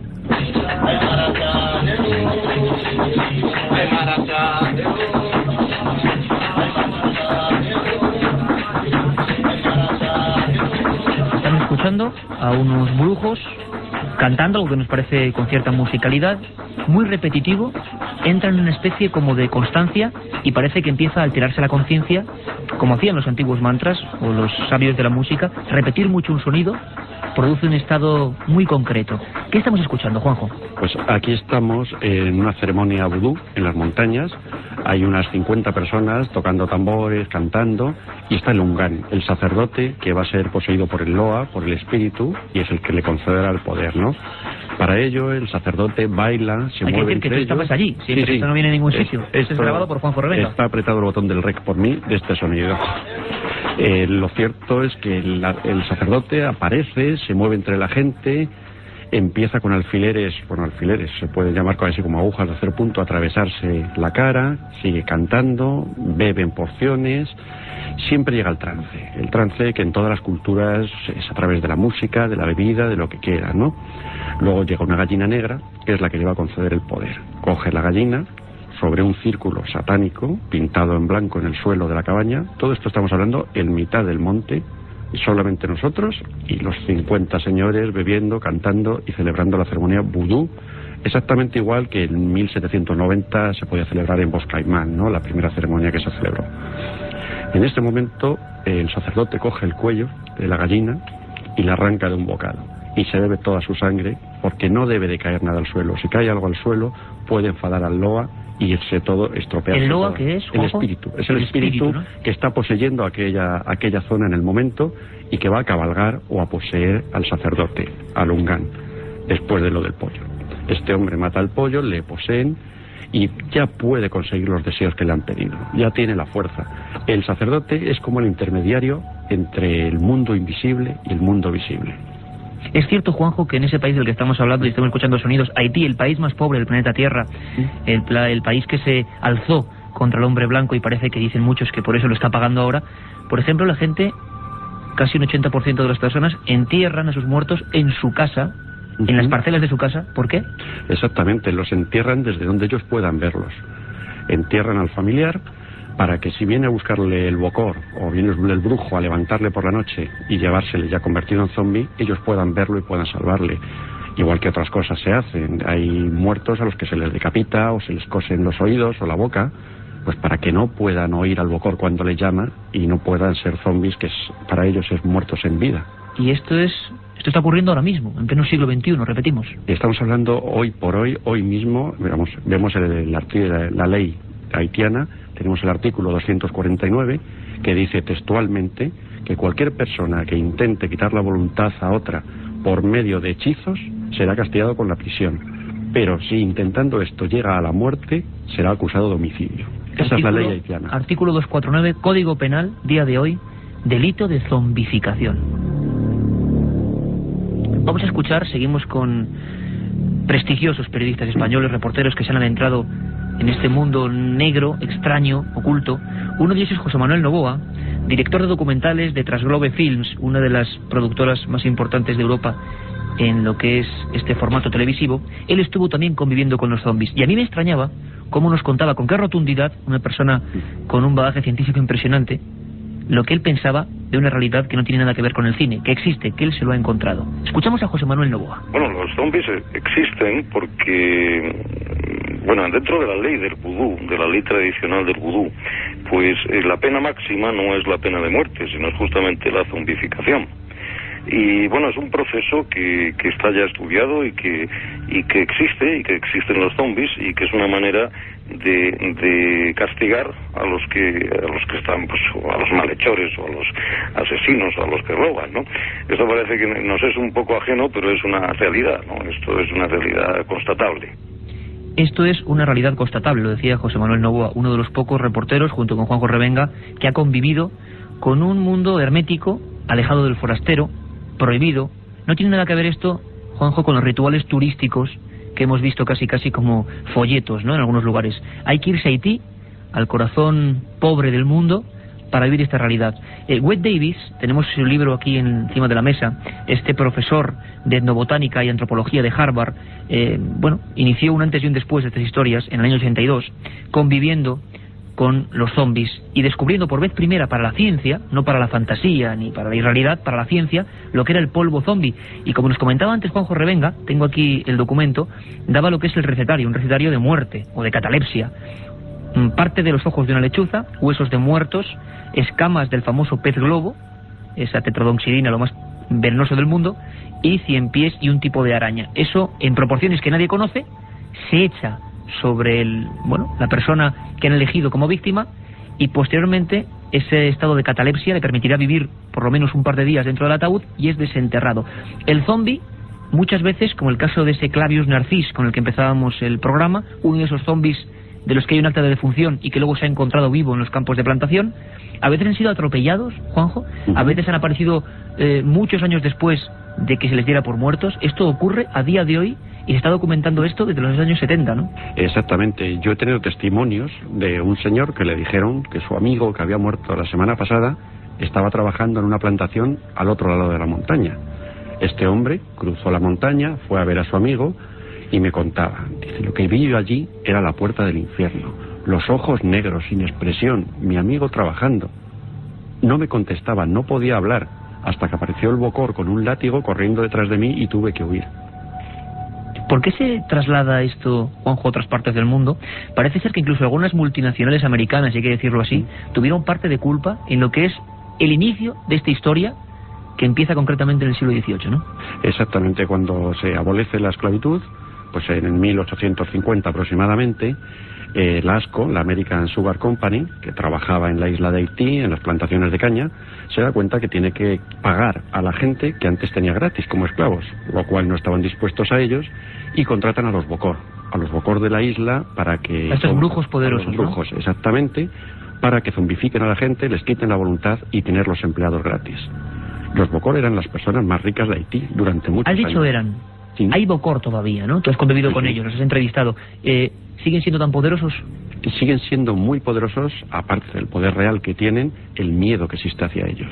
Existe un miedo terrible de toda la población hacia un Bokor.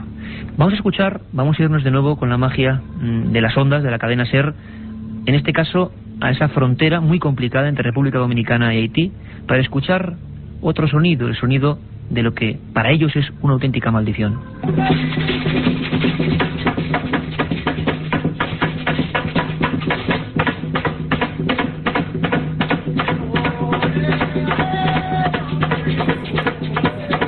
Documentos grabados por Juanjo Revenga para Televisión Española, que han sido emitidos en alguna ocasión en la primera cadena y que le hicieron casi perder la vida en varias ocasiones por entrometerse.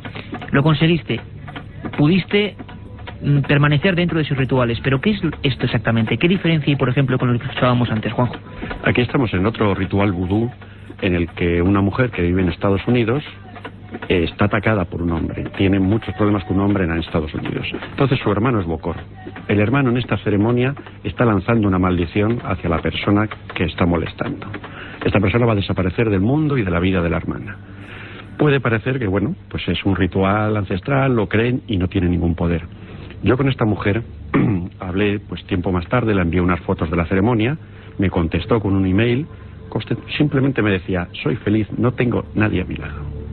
Es decir, que estos brujos, ¿podría ser posible o probable que algunos de ellos estén llegando ya, por ejemplo, se han hecho reportajes alertando de que algunos de los verdaderos Bokor están dejando Haití y están viniendo a Europa para trabajar? Sí, sí, exacto, eso es clarísimo, vamos, en Estados Unidos están hace mucho tiempo, en Nueva Orleans, por ejemplo, hay ahora mismo una cultura vudú, en muchos casos más fuerte que la haitiana, y están moviéndose, son sectas, pues como pueden ser, con mucho dinero. Ese tipo de gente es la que se está metiendo ahora en este tipo de sectas y con este tipo de Bokor. Watt Davis, ese profesor de Harvard, en ese magnífico libro hablaba de por lo menos 25 casos concretos de gente enterrada y desenterrada, encontrada como esclavos sin conciencia, con el sistema neuronal destrozado, pensando ellos mismos que están en un mundo de tinieblas. Hay que pensar que no estamos hablando de España, de Europa, de América, estamos hablando de un lugar donde la creencia, desde que se es niño, es total. Ese zombie, que en un estado gravísimo a nivel neurológico, es despertado, ve a un hombre con caretas en plena noche, se lo lleva a esa plantación y parece ser que él cree durante muchos años, hasta que intenta escapar, que está en ese mundo de pesadilla, ese mundo de tinieblas, que es ser atrapado a nivel zombie. ¿Hay alguna forma para acabar con estos seres. Tú decías que en Haití las familias entierran a sus difuntos en casa, les cosen los oídos, les cosen la boca, les decapitan.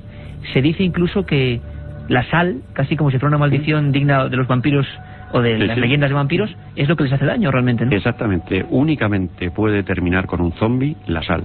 Si un zombi la prueba, corre automáticamente hacia su tumba y ningún hechicero puede sacarle de allí. Yo voy a contar un pequeño secreto que tiene mucho que ver con la cadena SER. No voy a dar nombres, pero personas importantes de esta cadena y algunos técnicos magníficos me hablaban de sus reportajes en Haití y de cómo ellos en la carretera se habían encontrado con estos individuos que no tenían nombre, que no tenían pasado, que andaban vagando como monstruos. Le preguntamos también a José Manuel Novoa, director de documentales de Trasglobe, si él había visto a los zombies. Y luego te lo voy a preguntar a ti, Juanjo. Escuchamos a Novoa. En Haití, en la zona de Artibonito, que es la zona pues donde los Bocó que tú hablas y los Ungán, bueno, son los más poderosos en lo que se refiere a magia, ¿no? Pues sí, en una ocasión estaban haciendo un documental sobre el vudú, pues sí, tuvimos la ocasión de ver a dos zombies, ¿no? Lo que pasa es que el zombie pues no es lo que la gente piensa, ¿no? Que es un ser un poco de ultratumba, ¿no? Bueno, es un de ultratumba porque efectivamente los entierran, pero no es una persona que lo que realmente le han hecho es una especie de lobotomía y lo han dejado absolutamente idiotizado y efectivamente pues los tienen después trabajando pues en cultivos o como criados o de cualquier otra manera, ¿no? Esto lo suelen hacer, como te decía, cuando en una comunidad pues hay algún bandido, algún ladrón, alguien que bueno, está haciendo daño a esta comunidad, pues la sociedad secreta que sea de vudú, pues se reúne y nombra un verdugo que es el encargado de soplarle el famoso polvo zombie, que, bueno, como tú sabes, pues aparte de muchos componentes mágicos y de difícil, de incierta eficacia, pues hay uno que es el tetradoxin, que es una sustancia que la extraen del pez globo y que es una sustancia que tiene el poder de hacer entrar a la gente en un estado de catalepsia, ¿no? Y entonces efectivamente pues lo entierran y a las horas pues el Bocó, que es como un sacerdote de vudú, pero que podríamos decir que se dedica a hacer magia negra, o sea, que trabaja con las dos manos, no como Lungán, pues es el que le va a revivir al cementerio, lo desentierran, y las horas que ha pasado en este estado de catalepsia, pues lo que hacen es que le bajan el metabolismo de tal manera pues que las células cerebrales, las neuronas, pues la mitad de las neuronas se le destruyen y se queda pues un poco, por decirlo de alguna manera, idiotizado, ¿no? La otra realidad. Milenio 3, en la cadena SER. Primer día, llegada al hotel y alojamiento. Segundo día, ruinas de Petra y pistas de Nazca. Tercero, Sábana Santa de Turín, pirámides de Egipto. Ninguna agencia te ofrece un viaje como este, lleno de misterio y aventuras. Solo Iker Jiménez te lleva a las fronteras de lo imposible. Un viaje de 150.000 kilómetros que recorre el lado más enigmático y sorprendente de la historia. Fronteras de lo imposible, de Iker Jiménez, publicado por Editorial Edad. La otra realidad. Fenómenos extraños. Misterios sin resolver. Milenio 3. Don José Manuel Novoa, que nos contaba de una forma, lo hablábamos aquí, rotunda, directa, sin ambajes, sin posibilidad de ficcionizar, se puede decir, el palabra, sobre su experiencia viendo a dos supuestos zombies. Aquí siempre en Milenio 3 sabéis que no decimos ni que sí ni que no. Traemos a los verdaderos especialistas. Y hay mucha gente hablando de estos temas que da la impresión de que son, cuando menos, locos de atar. Es muy diferente tratarlo con periodistas, reporteros, trabajadores del mundo del documental científico que, bueno, casi por un enamoramiento con el misterio se han dedicado a meterse en este mundo. Personas que, en muchos casos, como Juanjo Revenga o José Manuel Novoa, no creían en nada de esto, pero lo han visto con sus propios ojos. Vamos a escuchar otro sonido que nos has traído. En este caso viajamos hasta África. Porque, una cosa, Juanjo, de Haití se pasa a África a través de los esclavos, ¿no? No, fue al revés. De África nació y se fue a Haití, exactamente. Nació en Benín, el actual Benín, y en Nigeria. Es donde nacieron los primeros. Sin embargo, parece ser que en África es más suave. Que en Haití se ha convertido en algo maligno y, de verdad, dicen ellos, demoníaco, ¿no? Exacto, es que en África es más inocente. El negro africano es un hombre inocente, pero sin embargo, cuando le traspasamos al Caribe, ya es el negro dolido, le han hecho daño, le han separado de su familia y lo único que busca es venganza. Vamos a escuchar este sonido, nos lo pone Javier Rodríguez.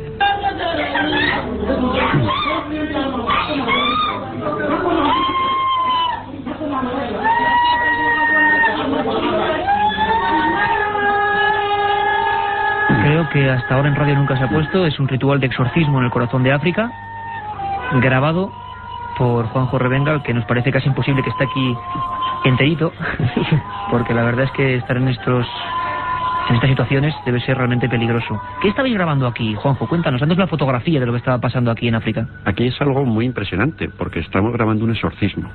Un exorcismo de una mujer de unos 30 kilos, que estaba poseída por el demonio, y entre 4 hombres fuertes... Que tenía ella la creencia de que estaba poseída, sí, claro.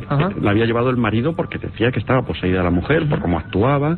Y bueno, pues la mujer de 30 kilos, que entre 4 personas eran incapaces de aguantarla. La mujer saltaba, se movía, hasta que aparece el brujo, empieza a cantarle versículos del Corán al oído para convencer al diablo, convertirle al Corán y entonces llamarle y que abandonara su cuerpo. La mujer echa espuma por la boca, grita, la sacuden, le hacen absolutamente de todo hasta que llega el momento de la tranquilidad en la que ella puede decir que la ha abandonado el demonio y que ya se encuentra bien. Y vamos casi a terminar como habíamos comenzado, Juanjo Revenga. Tú me narrabas, además ahora en un trabajo fantástico que estás realizando, que verá la luz dentro de unos meses, sobre esta experiencia tuya como reportero español interno en el mundo de los zombies. ¿A ti realmente se te ha cruzado en el camino alguno de estos seres? ¿Los has visto con tus propios ojos? He visto zombies en el camino, gente que podemos considerarlos, ¿no? Zombies, la mirada perdida, la incapacidad para hablar. Si eso no es un zombie, algo se parece mucho a él. Trabajando en las plantaciones de esos Bokor, precisamente. Trabajando en plantaciones vigilados por un señor con un látigo, que antes lo que era el capataz es el Bokor actualmente. Es cierto que en Haití, a día de hoy, año 2002, ha habido un edicto hace poco para que las gentes procuren no enterrar boca abajo a sus muertos sin ataúd, y estos lo hacían porque decían que si venía el brujo, el zombie realmente se convertiría en zombie, pero iría andando hacia abajo, hacia la tierra. ¿Es posible que pase esto en el año 2002? Posible, totalmente, vamos. Eso es cierto, que se les entierra boca abajo, pues si le llama, oye las voces del Bokor, empezará a escarbar hacia abajo, no hacia arriba, con lo cual nunca le podrá poseer el Bokor. Y a ti, si no recuerdo mal, hace unos años, en este primer reportaje que tú haces, que emitió Televisión Española, un brujo, un Bokor, estos seres que nos parecen casi algo medio divino o demoníaco, porque parece que tienen la facultad de hacer esas recetas que nadie conoce, proporciones que nadie conoce. Nadie sabe tampoco cuál es el antídoto para desenterrar a una de estas personas zombie, o supuestamente zombie, y volver a que se reactive su pulsación de corazón y su actividad y su riego cerebral. A ti te soplan el polvo zombie. ¿Puedes contarnos qué ocurrió? Exactamente, en lo que comentábamos antes, yo estaba con el señor de las barbas blancas, que quedó conmigo en venir a buscarme una noche en las montañas haitianas, en montañas donde no circula nadie, ni turismos, ni blanco, ni nadie, no circula gente por allí. Fuimos a Lunfor, al templo de este señor. Una vez en el templo me presenta al brujo, un hombre fuerte con el torso descubierto, me empieza a comentar las cosas, lo que es su trabajo. Y ya directamente entro y le digo, mire, yo lo que quiero ver es el polvo zombie. ¿Y te lo echaron? ¿Y qué ocurrió, Juanjo? No tenemos tiempo. Simplemente me lo sopló en la cara cuando le pregunté de qué estaba hecho aquello, y yo tardé 2 días en despertarme, que aparecí en una cabaña durmiendo. ¿No sabías nada de lo que había pasado en esos 2 días? Nada. No sé lo que había pasado, tampoco quise averiguar y me marché de aquel pueblo sin más. Y casi mejor no saberlo. La experiencia de Juanjo Revenga, de José Manuel Novoa. Hoy en Milenio 3 hemos intentado caminar en un mundo prohibido y tabú, el mundo de los zombies. Nos vemos dentro de poquito.